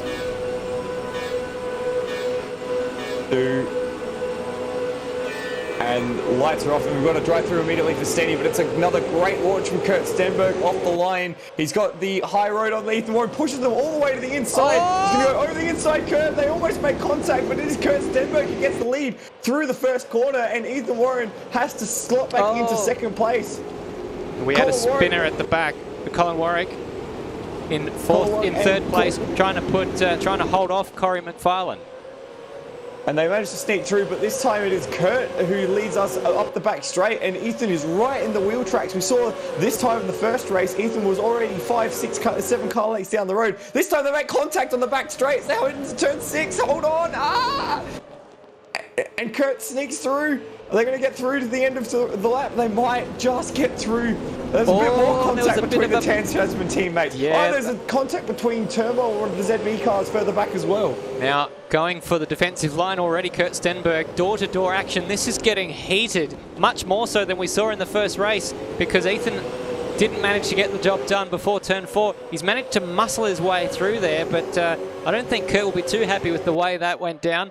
He is going to try again, and he's being chased across the road. It's going 3 wide because I'm not sure if they see Colin Warwick is trying to make the pass on both of them as they battle each other. So this is very, very tasty stuff in the early stages Now, while that was all happening, Peter Stenberg got a drive-through penalty jumping the start, and then was the car that spun on turn 1. So a horrid start for Peter Stenberg. Oh, look, there's more contact up the back straight. Stenberg and Warren. And they're going to go 3 wide. They're going to buy Colin Warwick and Corey McFarlane into this as well as they come up the back straight. We saw a spin on the exit of turn 1 in the background, but that's immaterial to this as they go through turn 6. Oh, a lot of curve, a little bit of an overlap. It's all very scary. We're all holding our breath here as they all get through to turn 9. Again, big bump in the back of the Kurt Stenberg machine from his teammate. Oh, and Stenny's got another drive-through penalty after serving one. So that's just adding insult to injury. Zane Zivalj also 2 at the pit lane. Not quite sure why that was. Stenny's now DNF'd, but it's inconsequential as we still have Stenberg and Warren fighting like their lives depend on it. So it's Stenberg weaving across the racetrack. Is he going to go inside? Is he going to go outside? He's elected for the inside, and he's going to run Ethan Warren completely out of road, and he still has the inside. He still manages to put his nose in there. Got his car up on the curb. I thought he was heading for the fence, but he's going for every gap that he can find. Ayrton Senna, eat your heart out. And meanwhile, Corey McFarlane's got ahead of Colin Warwick. And they're bringing Turmo and Zach Baker into this as well. It's a 6-car train pushing each other down the back straight at the moment. And we thought it was hard between the 2 brothers, Dane and Ethan. No, between the 2 teammates it's even harder as Corey drops a position into turn 6. They find their way through the chicane once again. Is there going to be another centre punch on the rear of the Trans-Tasman car? You bet there is, as they go off once again into the weeds at the exit of turn 9. This is cracking stuff from everyone at the head of the field. Down the inside, Ethan Warren goes. The gap, well, it was closed by Kurt, and once again, he managed to hang on, but it's bump drafting all the way down the main straight. Kurt from Ethan and Colin Warwick and Corey McFarlane with a watching brief side by side. There are no team orders here. This is going to be a Baku 2019 or 2018 moment, whenever it was that Max and Daniel crashed into each other, because it's going on, it's on for young and old, as the cliche goes. And, well, Kurt Stenberg somehow has managed to hold on to this so far. And it's the cars behind that are sitting there waiting for their opportunity to pounce if one of them is fed into the fence. Oh, Ethan's on the grass here. He's getting forced out onto the grass. It's absolutely crazy. He's still got. He wants to be out in the grass. There's another big hit on the rear. Kurt's on the grass. Kurt's on the grass. He's gone through the Cooper's mild sign, and there was nothing mild about that. There it goes. Exit stage right. Somehow, while doing that, he managed to hold on to it and is still ahead of Ethan Warren. And that was all because Ethan pushed him into that. There was massive contact on the rear of Kurt's car on the braking point for turn 6. But here we go now. Ethan's finally got the drive out of that final corner. And we have our first pit stopper in the background as well. That's Turmo. But that's finally put Ethan Warren in the lead and Kurt into second place. For now, they're chasing each other once again. And Kurt going for the absolute outside of the track to try and go around. But Ethan took the narrow line, which will give him the inside for 2. And he's learnt from the playbook of Kurt Stenberg with aggressively defensive driving. Oh, what a that move was from a Kurt gap Stenberg. that was He's thrown it down the inside and takes the corner away from Ethan. And that's going to allow Colin to go through as well. Yeah, he licked the stamp and sent it to use that analogy. And he pushed Ethan off the track a little bit. That's what allowed Colin to get up the inside. So Colin, who was basically there to pounce on that after getting back ahead of Corey McFarlane. I didn't actually see where that happened. Look at the 2 ZB guys in tow who have joined the back of this battle, and this is a 6-car battle for the lead of this race. And it looks like down the inside will make that move back on Colin. And while that's been happening, Kurt's found a few car lengths, and into the pits comes Corey McFarlane. He's had enough of this nonsense. He's going for an early pit stop on lap 6. Let's see how that goes.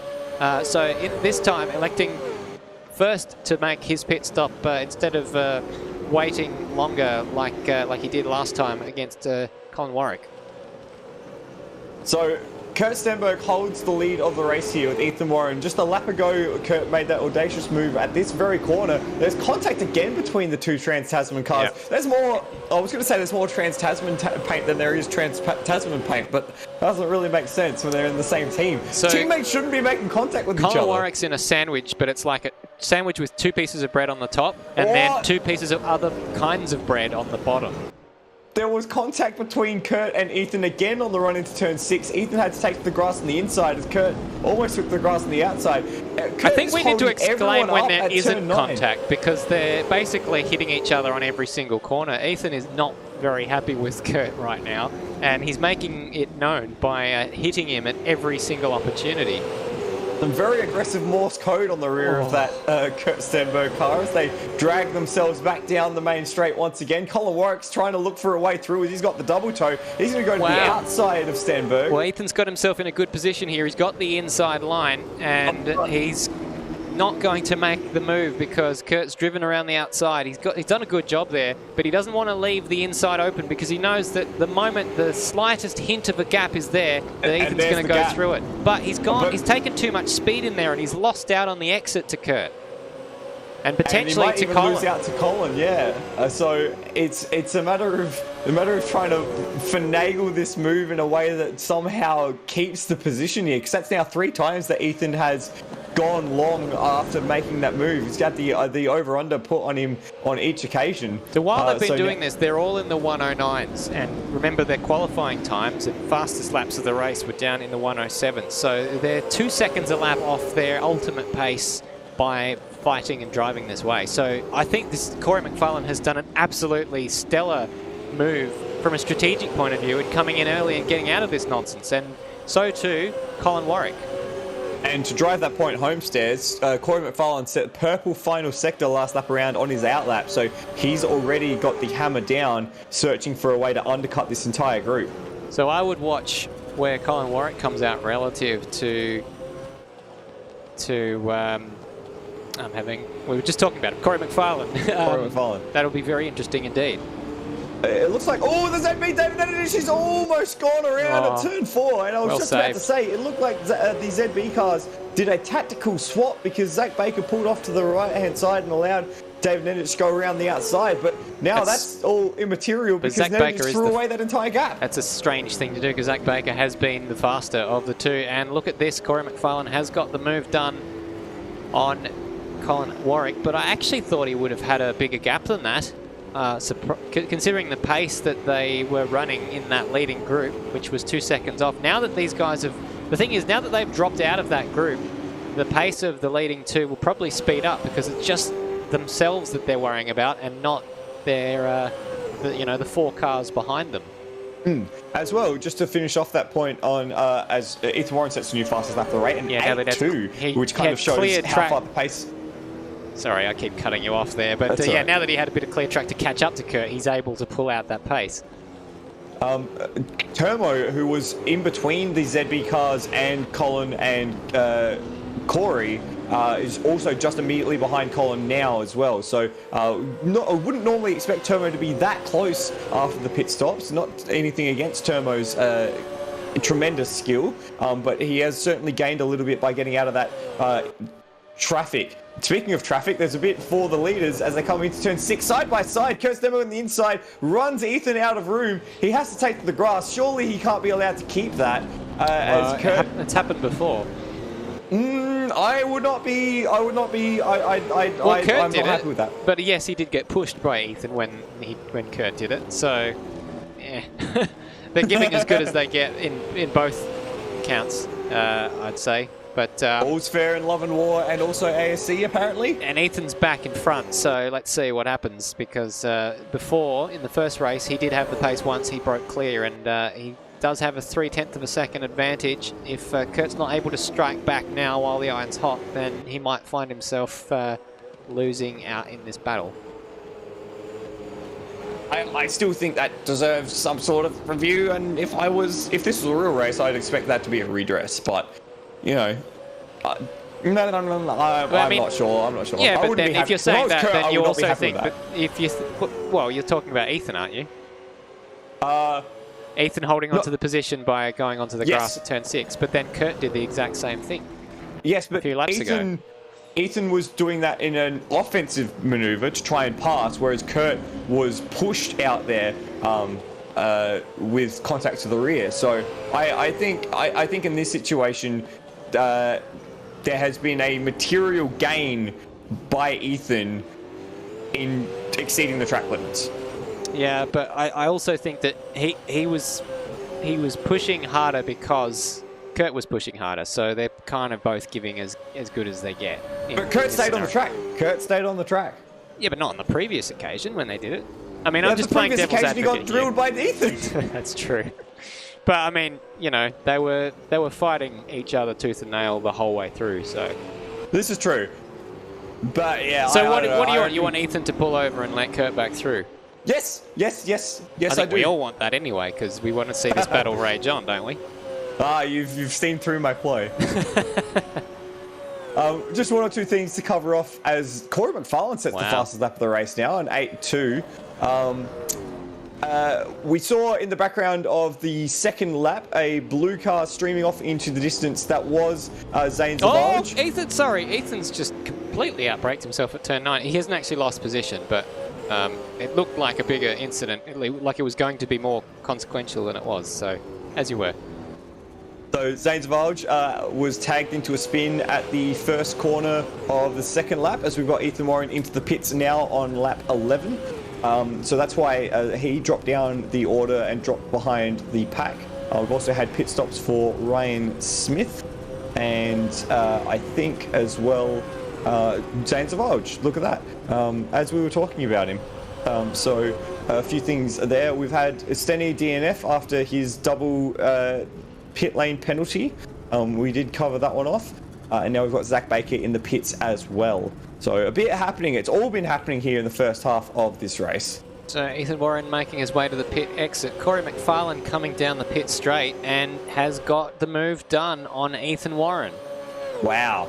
So that is the undercut at work right there. And Colin Warwick as well. Whether or not he'll be able to hold on to that, I doubt it. But this isn't going to work out at all well for Kurt Stenberg as well, because he was behind Ethan Warren by some seconds.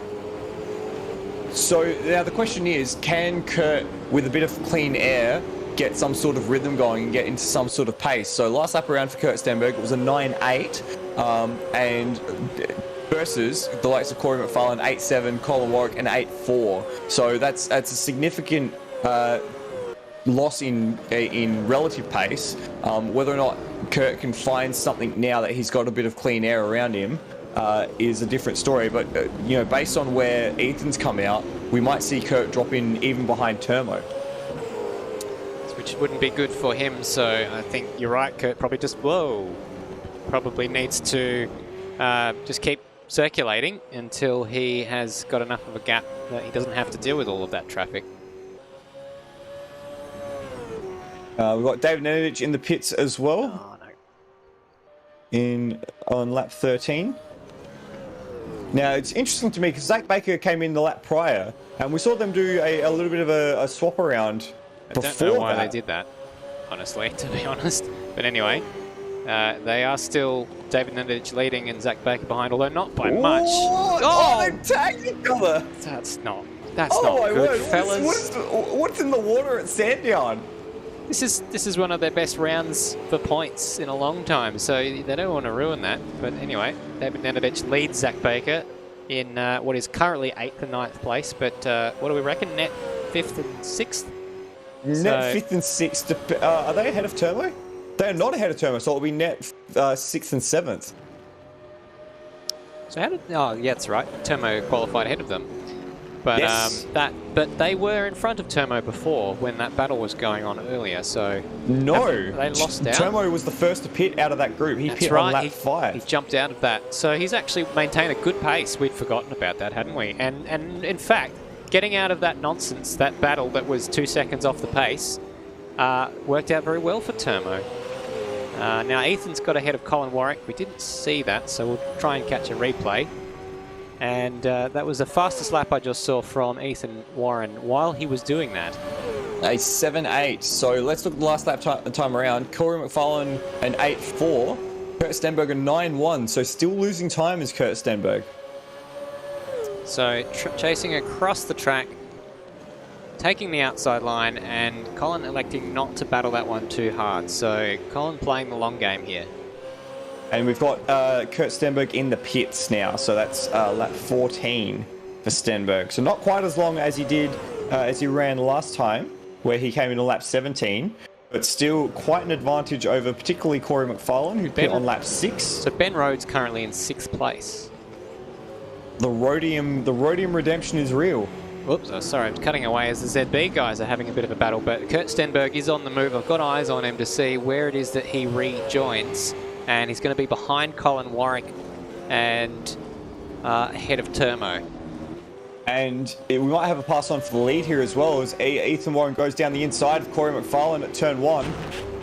They just managed to sneak through side by side. We've got a crash just ahead of them. I heard it. Yeah. And it's still, there's a car on its roof. roof. And it's gone, but it's flipped up onto its wheels just as they were going past. That was a claim by. I heard it in the on-screen sounds, and you could hear the scraping from the effects mic, What and is then this all of a race? sudden, here we go. Oh yeah, too much curb. And some weird physics going on as Zvolts tried to get through, and he was on the racing line, and they had to take avoiding action. Oh my stars. So in that, Ethan Warren has got past Colin Warwick, but past Corey McFarlane, I should say. So I guess you could say that the natural order of things has been restored, but Kurt Stenberg won't feel that way because he's lost out to both of them. So by fighting Ethan so hard and missing out on that early pit stop strategy, he's actually lost track position by quite some margin to both of these guys, and he's 5 seconds behind them both. So now the question is, can Kurt claim? Oh, you're doing this thing. No, I can't do it. Can Kurt find some lap time? Can he find some consistency? Find some lap time? Can he claim consistently? Yeah, it's hard, isn't it? Yeah, to alliterate. Is it alliteration when it's, or is it? What's the? There's a term for this when it's consistently similar consonants. Assonance is that one when it's the same sort of sound. Assonance is vowels, and alliteration is consonants. Vowels and like just phonetic sounds, whereas alliteration is the same. Starting with the same letter. Like Kurt, Colin, and Corey is alliteration. We were having fun with that last time out at Taylor Bend, and if you were watching, you can, or if you weren't watching, you can find the last few laps of that race. Myself and Madbird doing our best linguist impressions, trying to conjure alliterations for Kurt, Colin, Corey conundrums. My goodness. We've got Blair Warren in the chat saying, just penalise him and get it over with. He'll get it back anyway. That was in response to you pushing for Ethan to get a penalty for. I admire your confidence in your son's ability. I mean, it's not unjust. It's not unfounded. No, not at all. Let's have a look at the last lap times around. 8 flat for Ethan Warren, an 8.88 for Corey McFarlane rather, an 8.7 for Colin Warwick, and an 8.6 or an 8.59 for Kurt Stenberg. So only a 10th last lap around. He's not a 10th a lap isn't going to be good enough for Kurt. He really needs to find something in those new tyres to get him onto the back of this battle. Maybe a little bit of traffic will help here. Well, we've got Staines of Arge. Yeah, and that's not what's all worked out particularly well for McFarlane, who just caught him right on the apex of the corner. McFarlane, who is ahead of Warwick by virtue of that strategic masterclass of pitting early while the others were busy battling each other, which got him the track position over Colin Warwick, because Colin did out-qualify Corey. But at the moment, I think Colin looks the faster of the two. Oh, someone's gone off in turn 1. It's that purple looks like, car.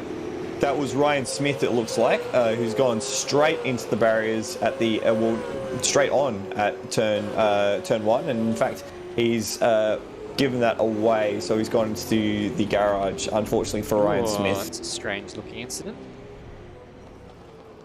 Looks to me like some sort of failure or something. That's a very odd brake failure, brake pedal or something.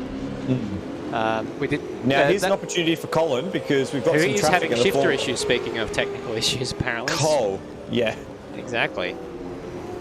So now we've got roadie for both Corey and Colin to navigate, and as well, something that might happen here is as Colin and Corey get closer together and they may start battling, that will slow them down. Part of the reason that Kurt's so far behind was that he was so consistent in his efforts to keep Ethan behind him. So if Corey and Colin start battling, they will start taking time out of each other, and Kurt will just be waiting in the wings to take advantage. Good job from Ben Rhodes getting out of the way there. And a very difficult part of the track as well. Very much so, yeah. And you know, he's had a couple of incidents with back markers, most notably at the Bathurst 1000 last year, where he slowed down, and there was a bit of misunderstanding with the leaders behind him, and that caused an enormous accident that caused a safety car. So things like that will probably be ringing in his memory whenever leaders come bearing down on him like that. We've had the two ZB cars swap around again. Now it's Zach Baker ahead of David Nedovich. That's what I would have thought, because no disrespect to David Nedovich, but Zach Baker has been the higher performer out of those two this year, and for most of their time together. But it is good to see David Nedovich having a strong running tonight. He has had a few woeful rounds throughout this year, and tonight's not the case for him. I think at Townsville, he was involved in 3 incidents in 2 races. Here we go. Colin's going down the inside at 4. Yep, there was a little bit of a bump there, but I think he's just faster at the moment, although Corey will fight back up the inside. If he can get a slightly better run down this straight, then he might claim the inside for turn 6, but I think Colin's going to be brave here. He's cut him off, actually. He's found himself a car length clear, and Corey has backed out of that, so... but Colin ran a little wide. He got a lot of grass there, and the move might be on at 9. No, Colin gathers it up. Yeah, it wasn't quite close enough, and I didn't think that he was going to get it, that Colin was going to get it stopped there, but he's basically trying to get one back over Corey after Corey did a magnificent pass on Colin towards the end of the previous race. And look who's just lurking in the background of shot there. Kurt Stenberg, last lap around, gained 7/10 on Corey McFarlane. That would only be exacerbated by the passing move. In fact, last lap around, a 10.4 for Corey McFarlane. No lap time for Colin Warwick. He got a track cut that we saw there. So did Ethan, through the fast sector. So did Ethan. So that's interesting. Indeed. So Ethan may be pushing for another race lap record. He's a second away with his best lap, so maybe not. Well, he's comfortably in the lead now, 7.7 seconds. He'll need some sort of disaster to befall him to lose this race. But the question now is, who will be the remaining podium sitters? Colin currently in second. Corey in third has just gone off the track here and will maintain that position. That grass just isn't slowing cars down enough. It's causing us to have these arguments about whether, you know, going off the track there is kosher in certain circumstances. And then that becomes that argument of whether you failed to lose a place. But of course, Kurt wasn't that close to him, and the net loss is Corey's as Kurt bears down with 3 laps remaining. And it is, once again, a Colin, Corey and Kurt conundrum that we have on our hands here for the final 3 laps at Sandown tonight. And it didn't take long for Kurt to get onto the tail. A second quicker than Colin last lap around was Kurt. So my money's on a Trans-Tasman fresh tyres. I reckon. He's going to get them both? Well, he's caught them that quickly, and we kind of blinked, and then all of a sudden he closed that 5-second gap to nothing. Yes, they were battling each other a little bit, but they weren't costing each other that much time. I think Colin just this point in time is hoping that Corey makes it hard for Kurt. And Kurt's done that. That is a hell of a move around the outside, doing what he did to Corey, what Corey did to Colin at the end of the previous lap. And there's been all sorts of car control involved in gathering it up down into turn 9 there to try and consolidate the pass. And Kurt's done a masterful job there. That was a little terrifying. I didn't think he had enough room for the overlap to turn down at the apex of turn 6, but Corey was wise to it and gave him just enough room, and he had to use every little bit of tarmac available to him there to hold onto the track. So well done for Kurt, and he's ticked Corey off, and now the next target is Colin.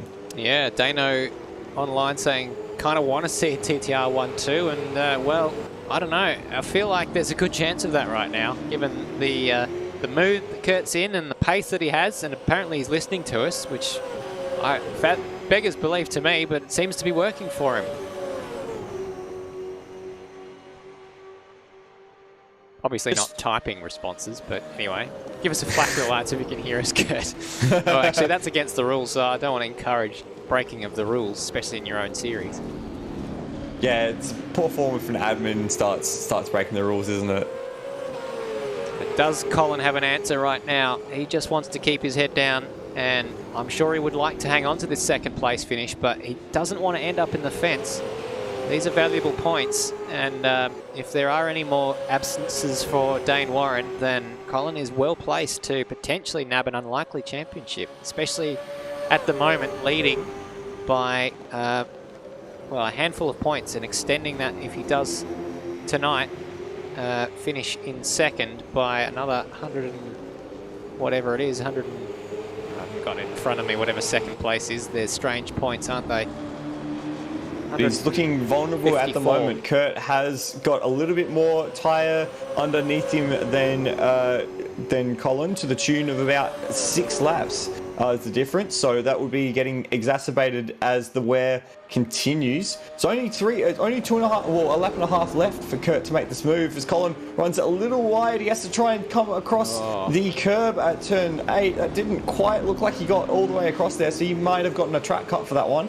But it's really closed up this gap now, and Kurt's pushing him into turn 10 and 11. Yeah, forcing a defensive line here for Colin, and with just over a lap to go, it's looking like well, it's looking like it could go either way, and this battling has put Corey back on the back of Kurt, and this could be a godsend for Colin if Corey can go down the inside and just make it that little bit harder for Kurt. Then it might let Colin off the hook ever so slightly. Ethan Warren's coming out of turn 4 on the final lap, so we've got about half a lap to go for the leader, and a little bit more than that for these guys. Defensive line from Colin there on the entry to turn 4, but he's compromised a little bit on exit. They're snaking down the back straight now. It's Formula Ford stuff as they come up the hill. Kurt's got a great run though. He's trying to go to the outside. Is Colin going to leave enough of a car width? Maybe just. He's going to get it. He's going to get it on the last lap of the race. There's a yellow flag up ahead, so there's no chance, or it's gone, even though the car's still there. The yellow flag didn't give Kurt an opportunity to fight back, and Colin the opportunity to fight back. Corey had his nose in there, and that has cost car lengths. Here is Ethan winning the race, and that is a fantastic job from him as he stops to celebrate. But Kurt has snatched it on the death in heartbreaking circumstances for Colin Warwick. Loses out, but still finishes in 3rd place, and that still is 154 points to add to his championship lead with Dane Warren absent. And wow, what a finish. And it's still going between Zach Baker, Turmo and David Nenadic as they come to the line now for 5th, 6th and 7th. It looks like Turmo has had a bit of a loss in traction in the last few laps, and he's dropped just ahead of David Nenadic. So that early pit stop for Turmo not paying dividends in the very end. Zach Baker getting 5th. He got one of the ZBs, not both of them in the end. No. But that's a good result there for both the ZBs. But still 6th is pretty good job there for Turmo, I should say. Absolutely right. Steve Warwick in 8th place, Osam Latino 9th, Hayden Link in 10th place. Brandon Dostal about to come across the line in 11th. Not quite the race he was looking for after a strong performance in race 1. Trent Allen has already come into the pits. He finished in 12th place. Rody finished in 13th. Dodger 14th. Zane Zavalj in 15th, and then we had the DNS for Ryan Smith, who went off at turn 1 in what looked like a weird incident. A claim by ending up on his roof between turns 3 and 4, and Stenny retiring early on in the race. And we've got some celebratory burnouts over the fence in the Sandown pit lane. I didn't think he was going to get back over that barrier, but he managed it, and down in unison they go down to victory lane, well actually into their garages. They're not doing this kind of celebratory 1-2 thing, but they now are finished for the night, and it's a perfect night for Trans-Tasman with Ethan Warren picking up both victories. Kurt Stenberg second in both races, but taking the long route, it has to be said, to get there in both races. Yeah, absolutely. That second race, the action-packed start with Kurt and Ethan swapping positions, swapping paint for 6 or 7 laps straight, and then once that finally settled down, Kurt having to do it the hard way to pass both Corey McFarlane and Colin Warwick to get on to the second step of the rostrum. Very well done in that respect. And as well, battles throughout the field. Turbo and the ZB guys had their own little battle. RSM Latino and Hayden Link at the very end of that one as well. And we saw in the first race, McFarlane and Warwick, they were attached by the hip all night, it must be said, in both races. So plenty of action tonight, and a very enjoyable night of racing at Sandown. Absolutely. Some of our podium sitters jumping in for a chat. So Floody, who do you want to start with? Let's see who we have. We'll start with Ethan Warren, who's just jumped in, because that's a nice place to start. Ethan, first of all, congratulations on what ended up being a perfect night. Yeah, it was pretty good without having Dane here. Getting 2 wins, so that's always a good way to finish the weekend. But good racing all around for sure. Just quickly want to mention that you broke both the qualifying lap record tonight for Sandown with a 264 rather, and then it was a 2-1 in the second qualifying session, and the race lap record with a 106.5, the first time that we've seen a 106 in ASC around Sandown. But I really want to draw your attention to the second race, trading paint with Kurt Stenberg. Now, we've seen you on the first lap trade paint with your brother quite a fair bit. I thought maybe, there's that brotherly rivalry, that's fine. But trading paint with your teammate for the first 5 or 6 laps of the race as well? It was mental stuff. What was going on at the beginning of race 2? Yeah, that was definitely hectic. First 10 laps or so whenever we were battling, but yeah, we were messing around in Discord saying Stenny was going to get a better start and he's going to have me off and all that. So yeah, we're all having a bit of fun in Discord, and the battling was probably the most exciting thing that happened tonight. That's for sure. Was it a bit worrying at any point? Were you worried that you were going to get turned into the wall, or that you were going to end up down the pack at any point? Not really. I think we all had it coming to us, to be honest. We're all just having each other off. So yeah, I didn't really mind if I did or not. So yeah, it's part of racing. In the end, it was 2 pole positions and 2 very comfortable race wins, apart from the quite vigorous battling at the start of race 2. Between you and your brother, you've taken pretty much every race this season, maybe 1 or 2 that I've not quite remembered off the top of my head. No, every race, I think, aside from Luke Rosella's in Winton. Aside from Luke Rosella in Winton, does that... When you're racing against each other, does the fact that Dane has the one up on you more often than not, does that annoy you when he's not here? No, not really. I think it just makes myself a better driver, to be honest. Like trying to keep consistently each lap and trying to catch him, which sometimes happens, sometimes not. But you always just try and hit your marks and just try and get the best outcome you can. And then when he's not here and you've got a bit more freedom to race and set your own race, do you feel that freedom? Do you feel that relaxation? Yeah, but you kind of make more mistakes than if you're racing someone else, because there's no one around you and you just, you kind of lose focus sometimes. Getting close to the pointy end of the season, Pukekohe next and then Bathurst. Any news on who your co-driver will be for Bathurst? I think I'll be teaming up with Colin again, so that'll be very exciting, as we just won the 2 previous Bathurst. So hopefully we can do the trio. That would be quite impressive to see. So thank you for that, Ethan, and congrats on your races tonight. Thanks, guys. Thanks to the broadcast as well. Brilliant. Stairs, have you got second place getter?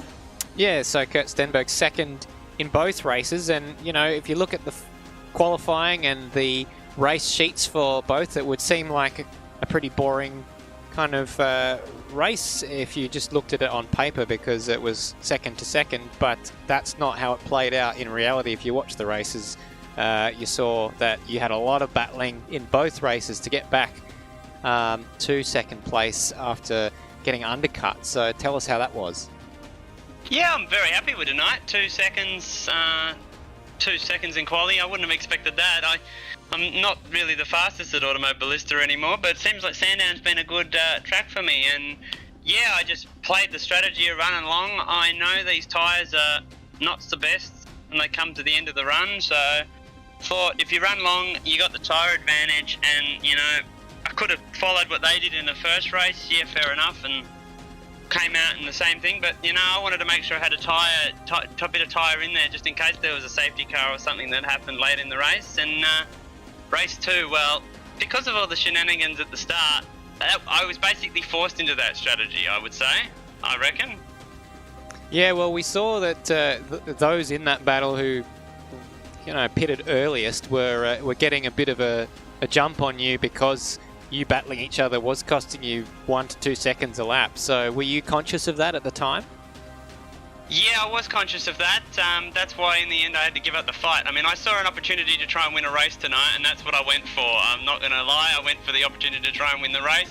And then when I saw the others pitting, I thought, we'll try and get Ethan to back him up, and if they undercut him, it'll hold Ethan up, and maybe the battle will create because someone else will do what I'm doing. But the other boys weren't as keen to do that, and I don't think they had the tyres by the time Ethan came out. But yeah, I realised that I was a cooked duck. I was going to come out a long way behind them. They had the undercut. I had to go longer and try and come out with newer tyres so that I had a significant tyre advantage on them, so that when I caught them, I was actually a bit worried after the stop because the times were pretty equal. But yeah, towards the end, the tyres just, mine were a lot better than theirs, and it was fairly easy to get past Corey, but then Cole was going to make it difficult for sure because I was starting to come to the end of my tyres. But yeah, unfortunately, I think he had a shifter issue on the back straight on the last lap, so that gave me the spot. So yeah, that's twice. Cole got past towards the end of the race around turn 6. So were you? I don't know if you were conscious of that either. No, I wasn't conscious of that, but I know everyone was going to block me, so I thought that was the best opportunity to try and have a go at a pass, because everywhere else people will feed you off the track. So through there, it's a bit intimidating. So I tried it on Corey, and then I thought, oh, I'm just going to try the same thing on Cole. So yeah, I mean, I'll be honest, I was driving a bit like going for broke tonight. Kind of have to with where my championship's at. I'm not really in the fight for the win, so got to do what I can do to try and keep a catch up, or when I've got the pace, or try and get wins. Well, it wasn't a bad gamble to take there, Kurt, because even though you didn't get the win, you still managed second in both races, so richly deserved congratulations. Thanks, mate. Awesome night for myself. Excellent. So, Fluddy, I believe that just leaves Colin Warwick, as I don't think Corey has joined us, but of course our congratulations go out to him as well for his podium in race 1. Yes, we've got Colin Warwick here. Colin, 4th in race 1 and 3rd in the second race this evening. You and Corey were attached at the hip most of the night. Just take us through your evening from that. Yeah, it was good fun racing the guys as usual. But yeah, I was hampered with a shifter issue all night. It was double and triple up shifting on its own and downshifting on its own. So yeah, it wasn't fun, but yeah, just trying to manage that and still punch out lap times was interesting, especially in qualifying. There was only one lap where it didn't do a shifter issue at all. So yeah, it was frustrating, but still happy to come away with a podium in a 4th place, even with the shifter issue. So yeah, pretty happy. That's extremely impressive with a random upshifting, a random downshifting issue to come out with such good results and to be involved in such stellar battles.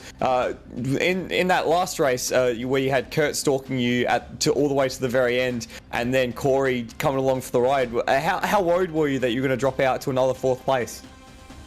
Yeah, look, I was pretty stressed. Just because of the shifter itself, and there was 2 laps there where it didn't really do it too bad. Like it did a random shift quickly, and then I quickly managed to grab it again. And then yeah, just on that last lap going up the back straight, it downshifted to 4th, and I went, shit, yeah, you got it, Stenny. So yeah, but no, it was good. Like I was happy to battle them. It's always good battling these guys, you know. A lot of respect shown, and it's aggressive, but yeah, really good. Yeah, aggressive was the word of the evening, especially for that the first part of that second race. Yeah. Heading into the pointy end of the season now, with Pukekohe and Bathurst leading the championship at the moment, Cole, did you think this was going to be possible at the last end of the championship? Look, to be honest, Dane's not here. That's the main reason. And Ethan missed a round. I think after drop rounds, I'll be in 3rd place behind those two. I thought at the start of the year evaluated to be around 3rd or 4th, like with Stenny, and with Luke, but unfortunately he's had a shocker of a year, and his forehead's a bit big at the moment. So, but yeah, no, like I'm happy to be leading the championship. Of course, it good results, you know. It certainly pushed me up there, so it's good. Fantastic. Well, we'll see you next time out at Pukekohe, and then, of course, all awaiting the race at Bathurst. Congratulations, Colin. Yeah, thanks, guys. See you at the next one. And the next one isn't too far away, Stairs. We're at Pukekohe Raceway, and I think that's only 2 or 3 weeks away. That's right, 3 weeks until the next round at Pukekohe, and, well, given the events in real life, may well be the last time we visit Pukekohe in the sim world, but I hope that's not the case. But 3 weeks until that, the 12th of September, that is the next round, and of course put as well as that, put into your diary 14th and 15th of October for the Bathurst 1000. So, any closing words there, Floody? Once again, I've been left absolutely awestruck by the quality of the racing. Just, you guys always put on a show for us, and it's so privileged to be able to commentate on it and just have such a fun time doing it. It's awesome, and thank you for having me along for the ride, and welcome back, Stairs, and hopefully next time we'll be back again in person. Absolutely. We can't wait. We'll see you at the next one. Bye for now.